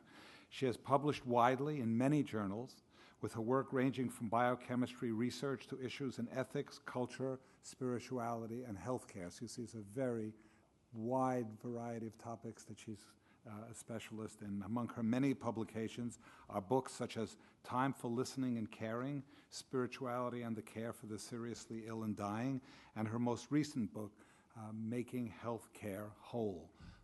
Please join me in welcoming Dr. Puchalski. Thank you so much. It's a pleasure to be here today, and I was very moved by your comments and your beautiful poetic way of describing what is that tender balance at the end when we let go but celebrate a transition, and I thought that was beautifully done. Thank you. And it so much speaks to the kind of issues that my patients face. I am an active clinician. I work in the division of geriatrics, so I'm a primary care doctor. One of my patients just referred her great-granddaughter, so my youngest patient is 18, and my oldest is like 105 now. So I have a pretty broad range. And I really enjoy my work, and I enjoy my patients, and I think that's probably the thing that gives me most meaning in my life, among other things. But it is the sages in my life, and maybe not technically the way you were describing as Jung would describe a sage, but the sages in my life that have resulted in some of the work that I'd like to share with you briefly today. And the first one was when I was a researcher at NIH, and I worked in the NIDDK, Arthritis Institute. And for those of you that know about NIH, people who have seriously illnesses and are not able to somehow manage with the conventional treatment go to NIH for experimental protocols. And so one of those patients that I ended up visiting had very bad arthritis, was an artist, and his hands were very badly deformed. And so many of my colleagues said, isn't this terrible? You know, he has no life anymore, and very much painted a hopeless picture. And yet when I met this gentleman, that's not at all what I found. I found a man full of spirit, full of hope, full of life, and full of creativity, as Gay Hanna so beautifully talked about in her work with her institute. He really was able to continue to express his creativity, even though the rest of us couldn't see it, because we had such a linear description of what meaning and spirituality might be for that person. And then after that, going to medical school, I was struck, and particularly in psychiatry class, at how psychopharmacology had certainly taken its impact on psychiatry, but how little was addressed in terms of spiritual issues. Lionel had written about gerotranscendence. That term wasn't even used. And the notion that people would face very deep spiritual issues that could impact their presentation of physical and mental illness was not discussed at all. It was all very biomedical. So I was inspired, this was over 20 years ago, to start a course for medical students on spirituality and health, and have since progressed with that. And reflecting on what I heard in the previous panel and a little bit on the previous conversation today, I think it is difficult to address spirituality. It is difficult because the definitions are complex, because it can be very philosophical. People can think it's too much of an inner world, and so we can't really bring it into our healthcare systems. And I have actually worked with a number of my colleagues to fight that myth, and to say that actually we can. It is very accessible. It's accessible in our own lives, and it's accessible in all of healthcare. So what I want to talk briefly about today is this notion of suffering. So I think if we want to talk about healthy aging, we want to talk about how people understand their suffering. My dad is almost 91. He just moved here from California a couple months ago. He's in a wonderful senior community in Arlington. He's a widower. My mom died of dementia at the age of 93. About 4 years ago. And my dad has bad arthritis and other things, but he doesn't let that faze him. He continues going on. In fact, the image that I want to bring to you is about 3 weeks ago, he and his new lady friend, who's 92, took us out dancing. Now, I don't know how to dance, and I was like, what am I going to do? And I saw my dad get up, and very kindly, he, asked this lady if she would dance, and they did the usual kind of graciousness, and they did. And down went the canes, and off to the dance floor, and I was blown away. Real joy, and yet there are some of my patients who are just his age, who have been World War II survivors as well, who come to me and say, I want to address my spiritual issues. I think something's wrong there. And they're stuck in their suffering. So what's the difference? I think, with my dad, he's a man of strong faith. He's from Poland. He was in a prisoner of war camp. Family members were in a concentration camp. He had lost many family members. He was an artist, an opera singer, continues to sing. He had to give up a lot of things along the way in his life. He had to detach. And he was able to do that through all his life. He attended to spiritual issues throughout his life. So no surprise now that he does it secondhand now. He is a wise person. He's a real sage in my life. So how is it that we can help people who don't quite have the skills that my dad has address some of those issues? Well, let's look at the kind of suffering that we face, particularly in aging. There is the loss of a person's sense of independence. It wasn't that easy for my dad to give up managing the bills to me, but he did it. There's life-limiting conditions, there's dementia, there's memory loss, there's cognitive impairment, there's financial stress, there's social isolation. How do people come to understand that? And also, even though depression and anxiety may be less in the older population, the statistic about completed suicides is still that's the highest in the 65, actually 85 and older, but in the older age group. Not attempted suicides, but completed suicides. So, we have to look at, why is that happening in our society? And where are most of these people getting their care? They're not getting care always in the home-based practices we heard about in the previous panel. They're getting care in our healthcare systems. They don't always have the resources to see therapists or have analysis. So how can we help people? And I believe spirituality is the answer to that. So what are some of the spiritual themes that you've heard about today as resources of strength, but that actually might cause suffering? And one is the lack of meaning. I am not the person I used to be. Certainly hope. What do I have to hope for? Mystery. Why me? Why now? Part of the whole spiritual journey is not only the connection to something outside of ourselves, but the understanding that we have no control, ultimately. That we could die today, we could die tomorrow. Science offers some answers, but not all the answers. And that's difficult in this particular Western society. Helplessness, forgiveness is a huge theme, and I think addressing some of those issues is really important. Now, I'm going to talk a little bit about our healthcare system. All of us are sitting here today because of technology.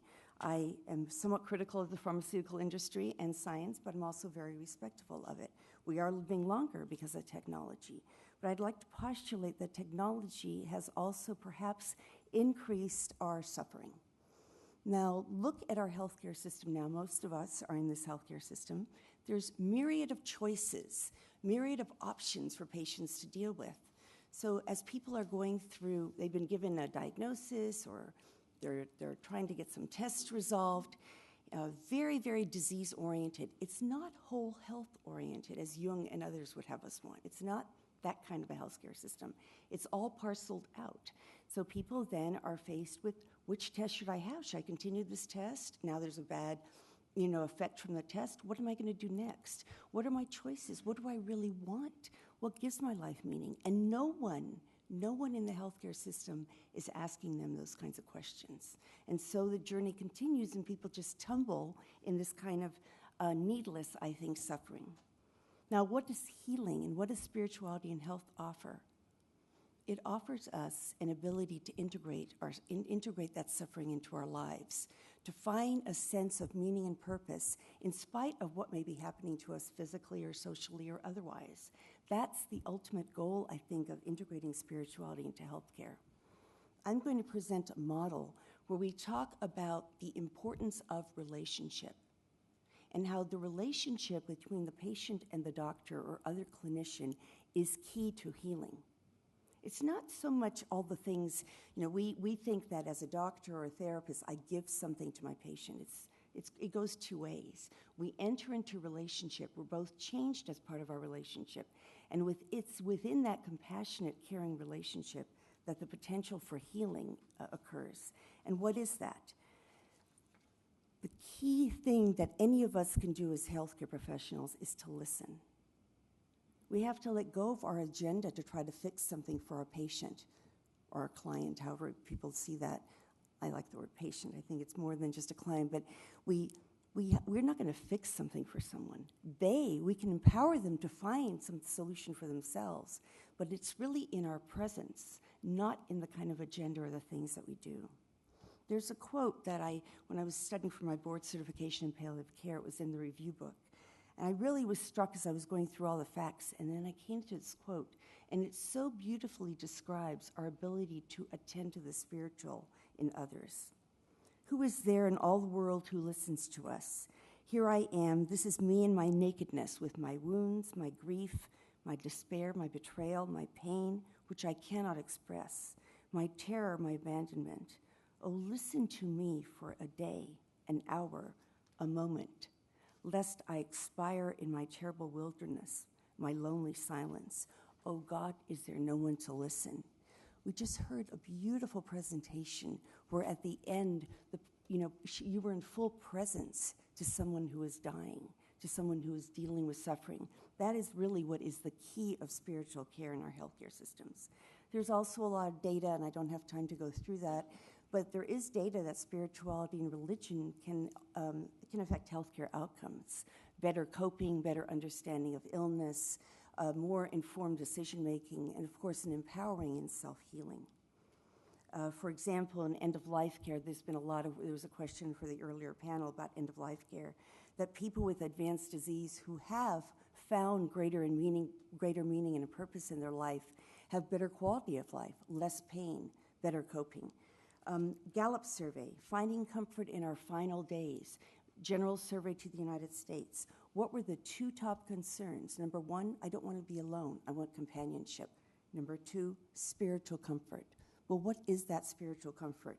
What can we help people with in regard to spirituality? So I want to propose a model that we're working on based on our work now in educating doctors, but also in some of our research and some national consensus that conferences that we've done to define sort of new parameters to integrate into healthcare. That is not really that new, because I'm talking to an audience. Jung talked about whole person care.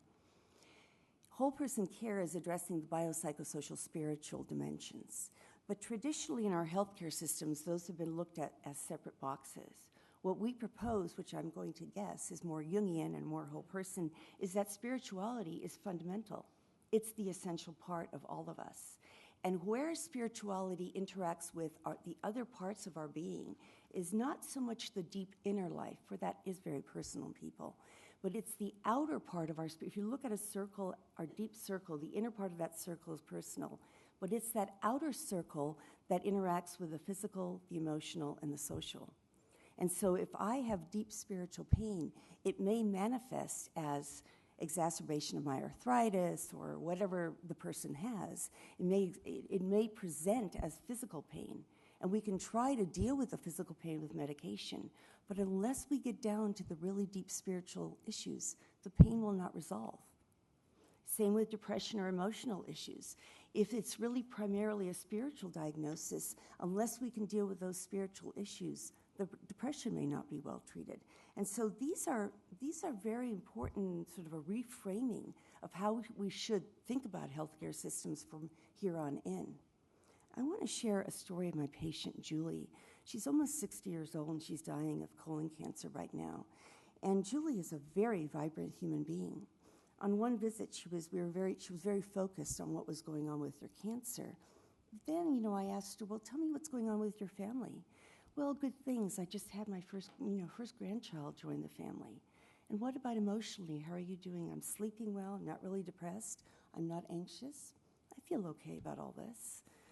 And as we went through all of those different aspects of her life, spiritually, strong faith in God, it is what is keeping her going. So I drew that little model for her of a Y with the spirituality in the center, and I said, look, you're actually pretty healthy spiritually, emotionally, and socially. The physical, well, that may not be the healthy part, but the others are. And she said, I never thought of it that way. And all of a sudden, she found a vibrant aspect to herself in the midst of her dying. So it's looking at how we can create a system of care that integrates spirituality, not just on the side, by the way, what is your spirituality, but central to our conversations with our patients. So I'm going to just close with a model that we've developed. It was called Improving the Quality of Spiritual Care as a dimension of palliative care. And palliative care, many of us define as a time from diagnosis and actually all of life care. It's a great model of care. It's not just hospice. But in it, there was already in palliative care a required domain where spiritual, religious, and existential issues had to be addressed. So we brought together leaders from around the country, clergy, chaplains, spiritual directors, psychologists, doctors, nurses, social workers, therapists, and others, and we came up with a definition of spirituality. And why do we want to define spirituality? I'm probably talking to an audience that's going to say, you really can't do that. In some circles, you can't. I agree, it's tough to define. But what I found in my own work, unless we make this a little reductionistic, it's not going to get integrated. Today, about 80% of medical schools have topics related to spirituality and health in their curriculum. We have this model I'm about to talk about. But if we hadn't sacrificed a little bit and leave the esoteric a little bit to get practical, that wouldn't happen. So here's our definition. Spirituality is the aspect of humanity that refers to the way individuals seek and express meaning and purpose and the way they experience their connectedness to nature, to the moment, to self, to others, and to the significant or sacred. So it's an internal, ongoing journey of meaning and purpose that continues through our life. It doesn't stop. It's not stagnant. But it's also our ability to experience connectedness to something outside of ourselves, which is broadly defined. Might be religion, might be other aspects. And so a spiritual care model, everybody on the team is responsible for addressing spirituality with patients. It's a generalist specialist model. In the earlier panel, I heard interdisciplinary as doctor, nurse, and social worker, but a huge piece of the team is missing, and that's the board-certified chaplain. The board-certified chaplain is the expert in spiritual care. The rest of us are generalists. So we can bring up those issues. We might even diagnose spiritual distress, but we always have to think about working with the board-certified chaplain, who is a discipline of healthcare, as part of the team. We need to diagnose spiritual issues. I know that's controversial, and I'm just going to put that out there. If you're interested, I can share some papers about that. We propose actually having diagnosis code for spiritual distress, but we also want to add the patient's spiritual resources of strength. So all the things you've been hearing about today in terms of healthy aging, healthy life for that matter, what are beliefs, values, and practices that are supportive to the patient? What are groups, spiritual, religious, or other, that might be supportive? What about a person's ability to find hope? What about resiliency, meaning, and purpose?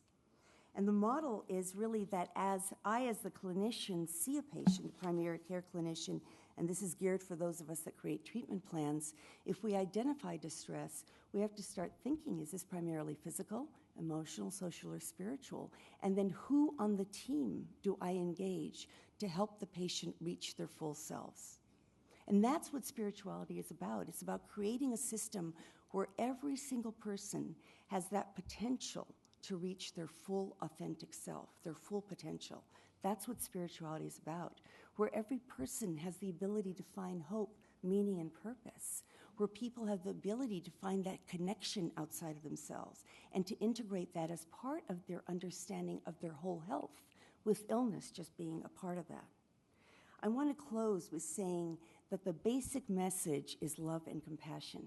A colleague of mine who's a very well-known researcher and who was dying was interviewed, and he was honored for all his volumes of publication, his research, his theoretical studies.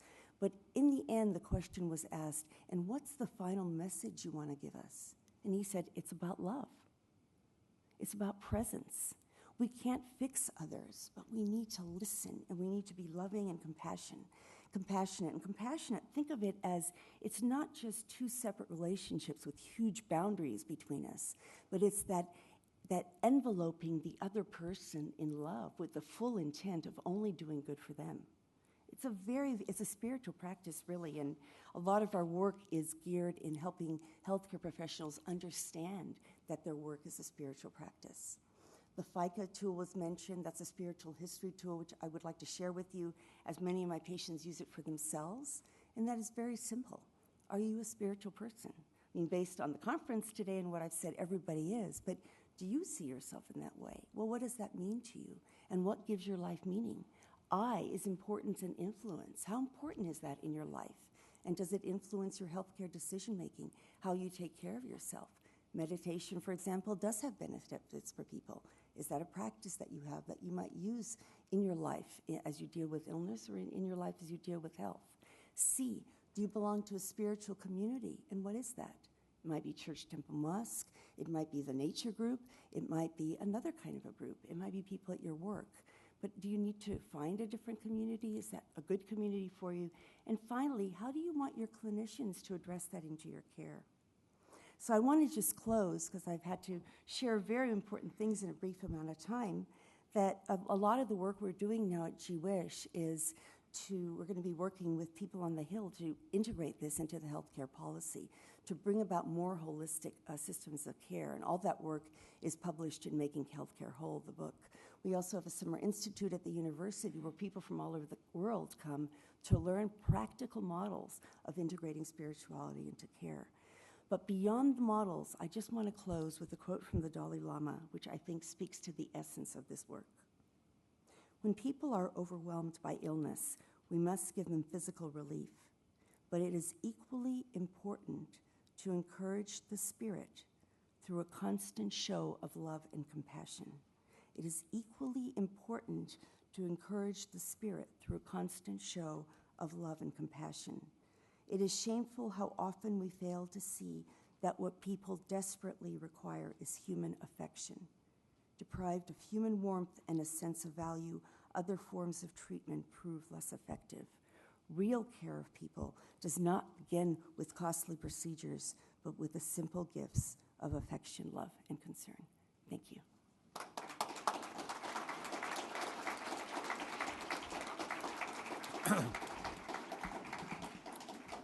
Thank you.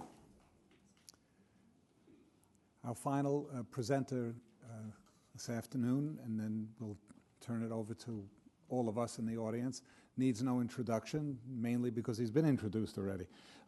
Dr. Lionel Corbett was kindly agreed to bring us full circle. He began the day with a wonderful presentation that served as a backdrop for the rest of the day's presentations and addressing the topic, and has agreed to kind of give his last closing remarks and thoughts on both the day and on spirituality, and then we'll turn the questions and answers to all of us for the rest of the day. Lionel.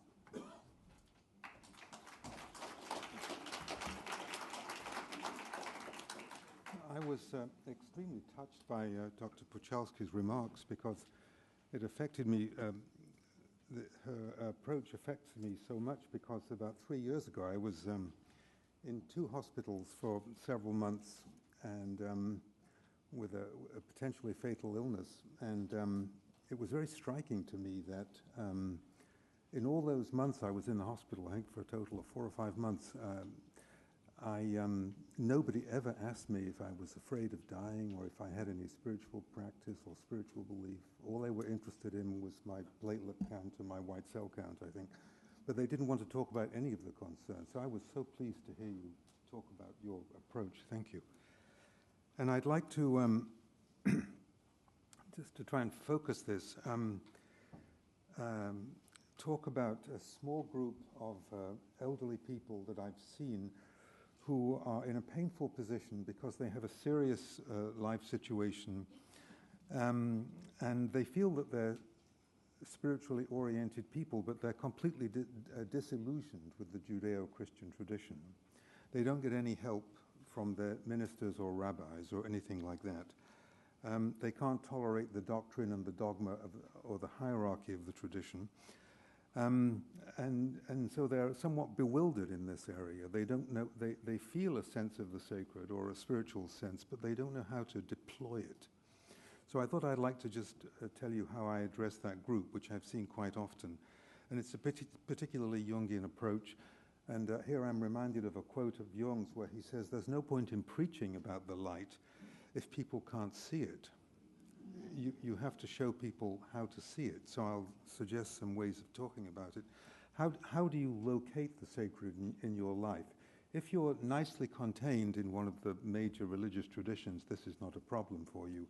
But I'm particularly concerned with people who are not contained in those traditions at all.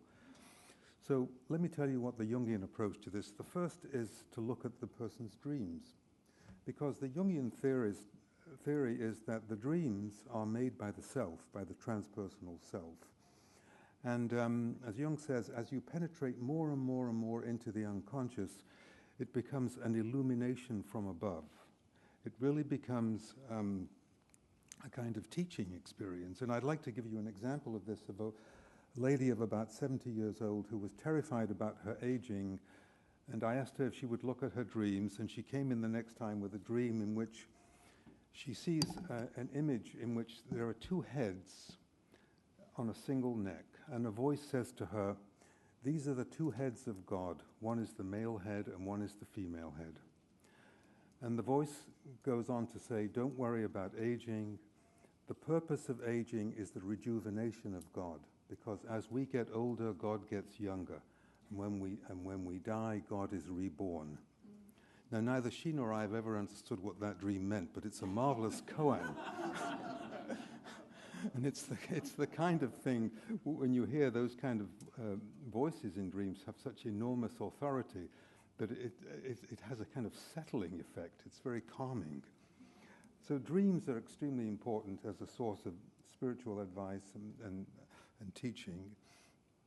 Another very neglected area of the manifestation of the sacred is in visionary experiences. Now, nobody likes to talk about visions because we're afraid that if we say we had a vision, that people will think that we're crazy. But I've found, talking to people, that lots of people have had visions. A waking vision is like a dream when one is awake. And I'll tell you one that I heard not long ago, because I'll tell you the reason why. This was a woman who I'd worked with for some years in psychotherapy, and eventually she was dying, and she came into therapy because her parents, when she was a child, her parents had fought with each other, just like cats and dogs the entire time of her childhood. And it made her whole life miserable, and she was determined to resolve this before she died. Jung actually says somewhere that people go into analysis so that they can die, meaning that one sometimes wants closure on this kind of thing. So we did all the usual stuff. And then in the last few days of her life, I went to visit her in her house, and she said, "I woke up this morning with a sense of the presence of my parents by my bed. And the marvelous thing was, I couldn't see them, but I knew that they were together." And then she said, "And I looked on the bed, and then I actually saw a golden bowl on the bed, and the bowl was full of oil, and it was shooting off rays of golden sparks. And then my parents said to me in a kind of soundless way, 'You are to use this experience to bless others.'" And so she turned to me and she said, "Well, I'm dying, so I'm going to tell you about it so that you can tell as many people as possible about it." That is the kind of experience which, if you ask about, I don't think is all that uncommon among people in their last few days or few weeks of life. So that's another important source. So in other words, I'm trying to make the case for the fact that you don't need the Judeo-Christian tradition to experience the sacred. Another important source of sacred experience that many people have told me about is the natural world. Many people have a profound sense of the sacred in the natural world. It fills them with awe and mystery. And if you're that kind of natural-born nature mystic, you shouldn't be sitting in a book, in a building reading a book about what happened to somebody else. That a long time ago. That's what William James called second-hand religion. It's not really very helpful. Your temple is the natural world. And there are other sources of sacred experience. What about addictions or alcoholism? At first sight, we think these kind of things are pathological. What have they got to do with spirituality? But then we can remember Jung's dictum that the treatment for alcoholism is spiritus contra spiritum, spirit against spirit. The treatment of trying to get a kind of ersatz spirituality from spirit in a bottle is to develop a more advanced, more refined spirituality, a more advanced spirituality, and that's what helps people, and that's why AA and groups like that are particularly helpful. So your addiction can be another source of profound spirituality. You don't have to go to a church or a temple. Well, what if you're depressed or anxious? Well, in the Jungian tradition, your depression or your anxiety is a direct wake-up call from the self. It's not a symptom of a low serum Prozac. It's an indication that you need to pay attention to something in your life. That is a spiritual practice in its own right. There's a big difference between the dark night of the soul, when you feel miserable but you're aware that there's a transpersonal process going on, and just saying, I'm depressed, give me the Prozac. There's an enormous difference between those two approaches to what looks on the surface like the same problem. Another source of sacred experience I mentioned this morning is creativity, and here I was reminded of the artist Marc Chagall, who was asked by his granddaughter, do you pray? And he said, of course I pray, I make art. I think that sort of speaks for itself. I thought I might end with a story that I heard recently.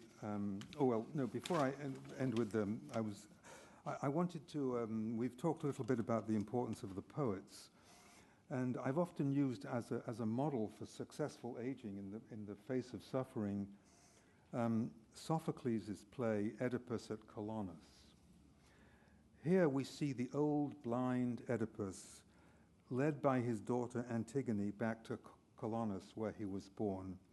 And Sophocles makes it very clear how much Oedipus has suffered. But he tells us that the old man, because of his suffering, has developed wisdom that only suffering can bring.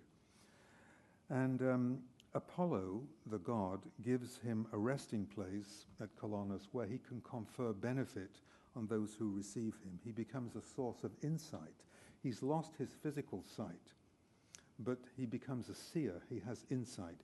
He's like Tiresias. You know the story of old Tiresias. It's in the Metamorphosis of Ovid. The story of Tiresias is that Zeus and Hera were having one of their eternal arguments about, and this one was about who enjoys sex more. Do women enjoy sex more, or do men enjoy sex more? And Zeus said that women enjoy sex more, and Hera said, no, men enjoy sex more. So they decided to ask Tiresias. And Tiresias was a man who had for 7 years become a woman. One day, because he was walking in the woods and he'd seen two snakes coupling, and he'd hit them with a stick and killed the female snake, and so he had to live for 7 years as a woman to atone for this. And then the same thing happened again, and this time he killed the male, and so he was turned back to... So anyway, so he'd been both a male and female. Anyway, he agreed with Zeus that women enjoy sex more than men. And for this, Hera got enraged, and she punished him with blindness. And there was a rule on Olympus that you couldn't undo what another god had done. So the best that Zeus could do was to give him the gift of prophecy, the gift of spiritual sight. It's the same mythic theme that you find in Sophocles, that suffering and physical disability can lead to insight, and that one can overcome these kind of physical disabilities and difficulties with the development of spiritual sight. I wanted to end with a story that I just came across about Yitzhak Perlman, the violinist. I'm not sure if this is true or not, but it's in the literature about him. He had polio as a child, and he walks with leg braces and crutches. And there's a legend that he was in a New York concert. In the middle of a piece, a string broke, and he had to finish the piece on 3 strings instead of 4, rearranging the music in his head as he went along. Of course, probably only he could do that. And they asked him afterwards, how on earth do you manage to do that? And he says, well, it's the artist's task, the task of the artist, to make music with what you have left. And I think that could be very nicely applied to aging if we look at aging as an art. Thank you.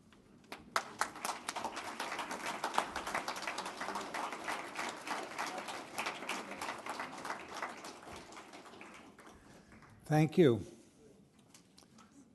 Well, we have some time for discussion, dialogue, questions from either the panelists towards each other or the audience to the panelists.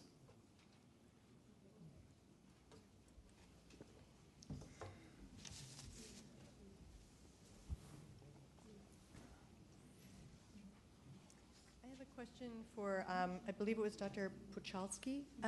Your definition of spirituality, is that on a website or somewhere that I could get it? I'm a family doc and I would love to. Yeah, it is. Our website is gwish.org. And also the report of that, the consensus conference with the model and all that, is the Journal of Palliative Medicine, October 2009. And it's a free download on their website, but I would be very happy to send you that copy if you're interested. So you could just email me through the website. Yeah. And I just want to piggyback a little bit on what Dr. Corbett said, too, because so much, I really appreciated your definition of spirituality. So much of our work with physicians and nurses and others is always to keep in mind the broad nature. If a spiritual history is what religion are you, that's just such a small, limited piece. But even if someone is affiliated or not affiliated, there's so many different expressions of how people understand spirituality. So I think it's important to keep that in mind. Surprised that not much was said about the importance of forgiving. And I personally believe that the purpose of old age, and especially of dying, is to forgive and to accept, all the issues in our life that bothered us. And I think it is a very important part of the spiritual care of the dying, to teach them the importance of forgiveness, to go over that life story and see where they have little black spots left against people or situations, that they have been upset or angry about, and to see what purpose it served in their lives, and thus forgive it. I completely agree with that, and there's some if you're interested, there's actual studies and there's literature. Dr. Everett Worthington is kind of the grandfather of forgiveness research that actually shows it's not only is it an important, probably developmental task, but also in terms of our health, because holding on to resentment actually can cause high blood pressure, heart disease, worsen heart disease, et cetera. Just funny that you mentioned that, because I think this morning on a news program there, I forgot his name, but the head of one of the big social, I can't remember it now, but he's a minister, bishop, who wrote a book on Just Let It Go, the importance of forgiveness. And while it's not that simple, you can't just let it go, there's a process, but I think more and more we're recognizing the importance of forgiveness of ourselves as well as others in our life. And there's some very interesting work on forgiveness interventions that were done out of Stanford. Again, we're looking at very short-term, specific ways that people can come to understand their resentments and their forgiveness. Yeah.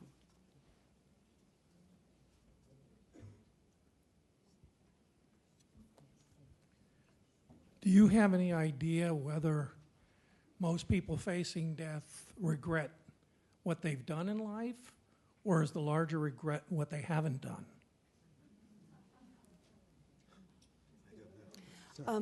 So I'm sure there's surveys about that. I can speak from my personal experience of walking that journey with many people.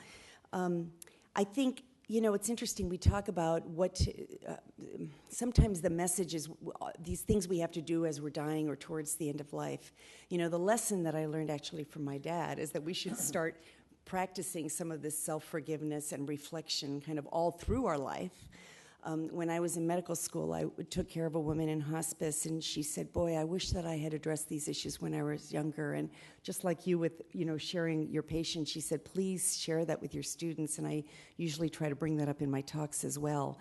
I think we're all going to have regrets. We all have regrets today, and I think part of healthy living, and consequently, dealing so that it doesn't pile up right before when we're on the deathbed, is to deal with some of the things on an ongoing daily basis. It's just like forgiveness. What's the benefit of having a regret? Why are we holding on to it? Can we just let it go? We're not perfect. Move on and continue to live. John of the Cross, you mentioned, I am a lay Carmelite, actually. He's one of my favorite saints, and he talks about attachment to a hurt, or I could extend that to regret, blocks the inflow of hope into our lives. And to live, fulfilled lives and now you're talking about dying, having a healthy dying, is to be able to have hope, even in the midst of, and especially maybe because of the end of our life. So it's best if we open ourselves up to that inflow of love and hope into our lives, which means letting go of regrets, letting go of resentments, forgiving where we can. I think that's where it's helpful. So in my own experience, to answer your question, I don't know that I think most people have regrets at the end of life. It's very individual. Quite frankly, most of the people that I've worked with, it all kind of comes together at the end, and it is what it is. There's no perfect death, but people kind of get through it, and some people hold on to regrets a little more, and some people don't, but you really don't have much of a choice, so you have to kind of move through it. So I'm a little bit pragmatic about that. So I would say no, in my experience, regret is not the main theme. I think what the main theme might be is maybe a little bit of a difficulty in letting go. And that's where compassionate presence is so important. Someone asked about the doula and of the dying and all. There's lots of programs where people just sit with another person. You can't tell someone let go, but just that presence of love, people are eventually able to do that. I would just add, in question the term of regret, from a personal point of view, the first Jungian analyst that I went to, her name was Dr. Rivka Scharf-Kluger. She's a very wise woman. She wrote books called Psyche and Bible, Satan in the Old Testament, the Gilgamesh epic, and she was one of Jung's main students before they even had an institute. And I worked with her for 5 years in Israel. And one of the first things that she told me when I went into analysis, we were talking about what I wanted to do for the next phase of my life. She took out a book by Martin Buber, and in it, Buber tells a story of a very famous rabbi. His name is Rabbi Zusia, and he was on his deathbed, and he was crying. And his students asked him, "Why are you crying?" He says, "I'm afraid of dying and facing God." And they said, "But why? Why? You've been the greatest rabbi since Moses. You've lived like Moses. Why would you be afraid to die? What should we think?" And he said, "I'm afraid that God is not going to ask me, why weren't you like Moses? He's going to ask me, why weren't you Zusia?" In other words, why weren't you yourself? And I think that's the biggest regret that somebody could possibly have, is that they weren't true to themselves with a capital S. So. Yeah, I think just to add to that, going back to what Dr. Puchalski was talking about in terms of relationship, I'm reminded of something coming from Kathleen Rain, who's a poet, and she says something to the effect of, "Only if you see a thing in the light of love can you ever really see it at all." And I think that's infinitely true, and I think it's something that sometimes we can't do alone. And we need to be in the presence of a compassionate, completely accepting other to do that kind of work, to wrap up some of the things that maybe we didn't tend to, the wounds we didn't tend to earlier in our lives, and that this is part of the process. And I think this is one area where it really helps to be within a religious community that is spiritually vibrant to you, where, you know, the symbols, as we say in Jungian psychology, are really operating in a way that, you know, you're not in a field of thinking, well, you know, Jesus died for our sins, but rather there's something alive still in the way the community holds the tradition. And so one feels held symbolically, and you're in a community where you have a shared symbolic system and a shared language system.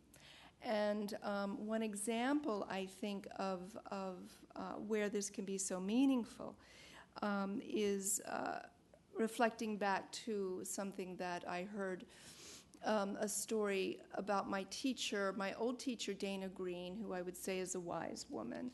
And she and another woman who are both very involved in their Christian faith were talking. And the younger woman had just lost a breast to breast cancer. She had a mastectomy. And she turns to Dana and she says, "Dana, at the time of the resurrection of the dead, will I have one breast or two?" And Dana, who is a bit of a sage, said, "Darling, you'll be beautiful."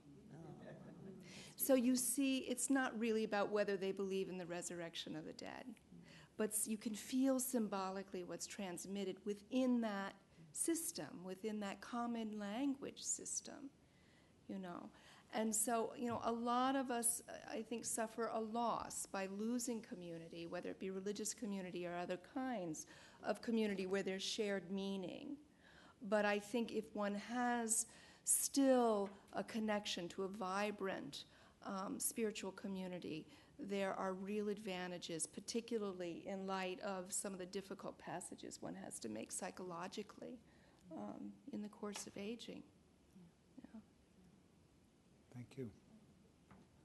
Yes. It's really interesting being here today after a two-day conference we just had at the library in another building on stress. And that conference was a lot of biomedical research is looking at this phenomena. And a few of the things that really stood out was the one talk in particular talked about the placebo effect and how the use of pharmacology to solve certain issues could be enhanced or decreased based on the relationship with the physician or certain rituals, that there are actually biomarkers for relationship that are beginning to emerge, so that the mechanism for why, they wouldn't have said this way, I'll just say it this way, why love works clinically are beginning to emerge. Studies of breast cancer patients with metastasized breast cancer and the kind of support groups that extended life. So I think we're at a point where the old wisdom is now beginning to show up in the medical literature as people are able to do real-time MRI and other kinds of markers as to how the brain lights up, what's stimulated, and this intuition from the, I shouldn't call it intuition, but I'm an intuitive, from the what I'll call the Jungian side, beginning to find its verification in sort of double-blind biomedical studies. It's just quite interesting. It's out there, obviously not there yet, and it's just at the beginning, but I think it's amazing, a lot of the ancient wisdom and the current wisdom will, I think, in the next some time be sort of matched or corroborated, not that it needs corroboration, but in the biomedical field, and it's moving that way. Thank you. Time for one more question.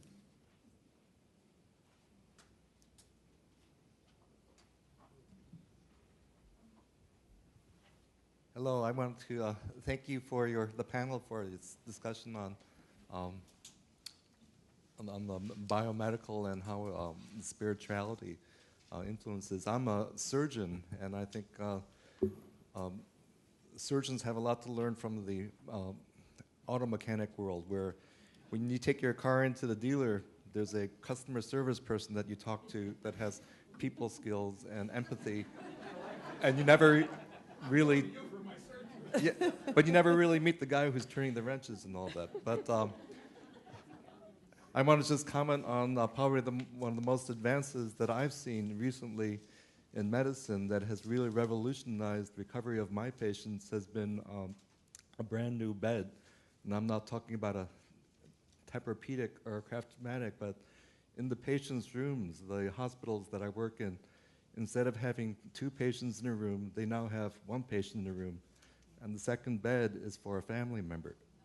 And so you're there in the hospital in the middle of the night, you have a family member. I encourage the kids of the patients or adult grandkids to take the night shift because they're up all night text messaging anyway.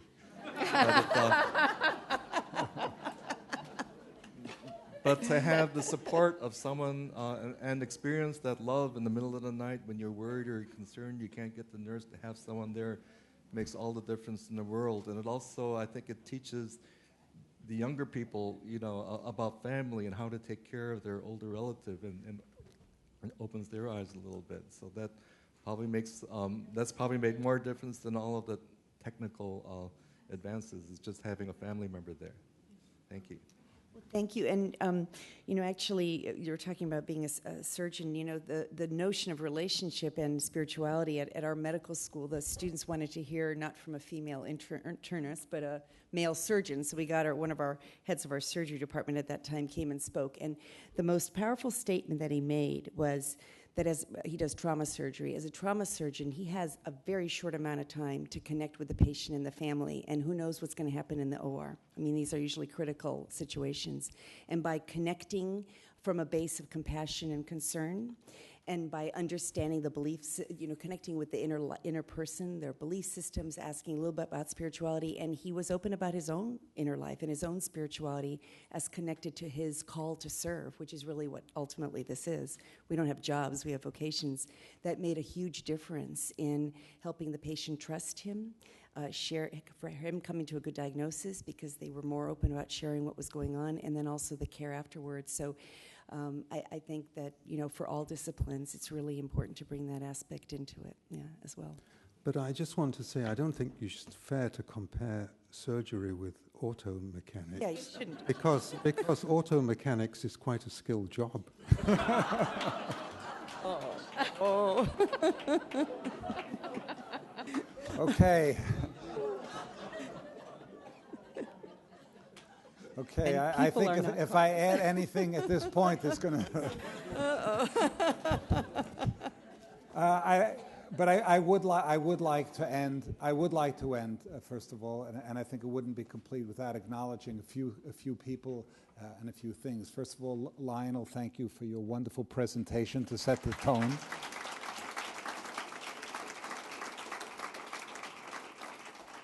And I want to thank our panelists, Christina and Melanie now, but all of our panelists all day long. We've really been blessed, I feel, with a wonderful group of panelists from the morning to the early afternoon to now. We've all learned a lot. It was really a pleasure and a privilege to be here, and an honor for me to serve as a moderator. And I want to thank all of you for making this possible. And last but not least, the Library of Congress and the AARP for having faith in this particular topic. It's not something that every organization would put their prestige on the line to back us and to allow us to do this. We know, those of us in the Jungian world, it's not always an easy sell, so to speak. And then last but not least, as an expression in Hebrew, Acharon Chaviv, the most dear ones, who really made this possible, were Leslie Sawin, who really put all of the work and energy behind it. And Mike Carbine, who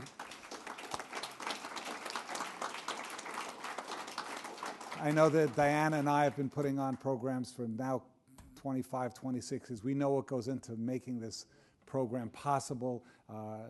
It looks seamless up here during the day, but we know what's gone on to prepare for all of this taking place, and it's a very, very wonderful day. And thank you both, and thank you all for being such a wonderful audience. Safe travels. This has been a presentation of the Library of Congress. Visit us at loc.gov.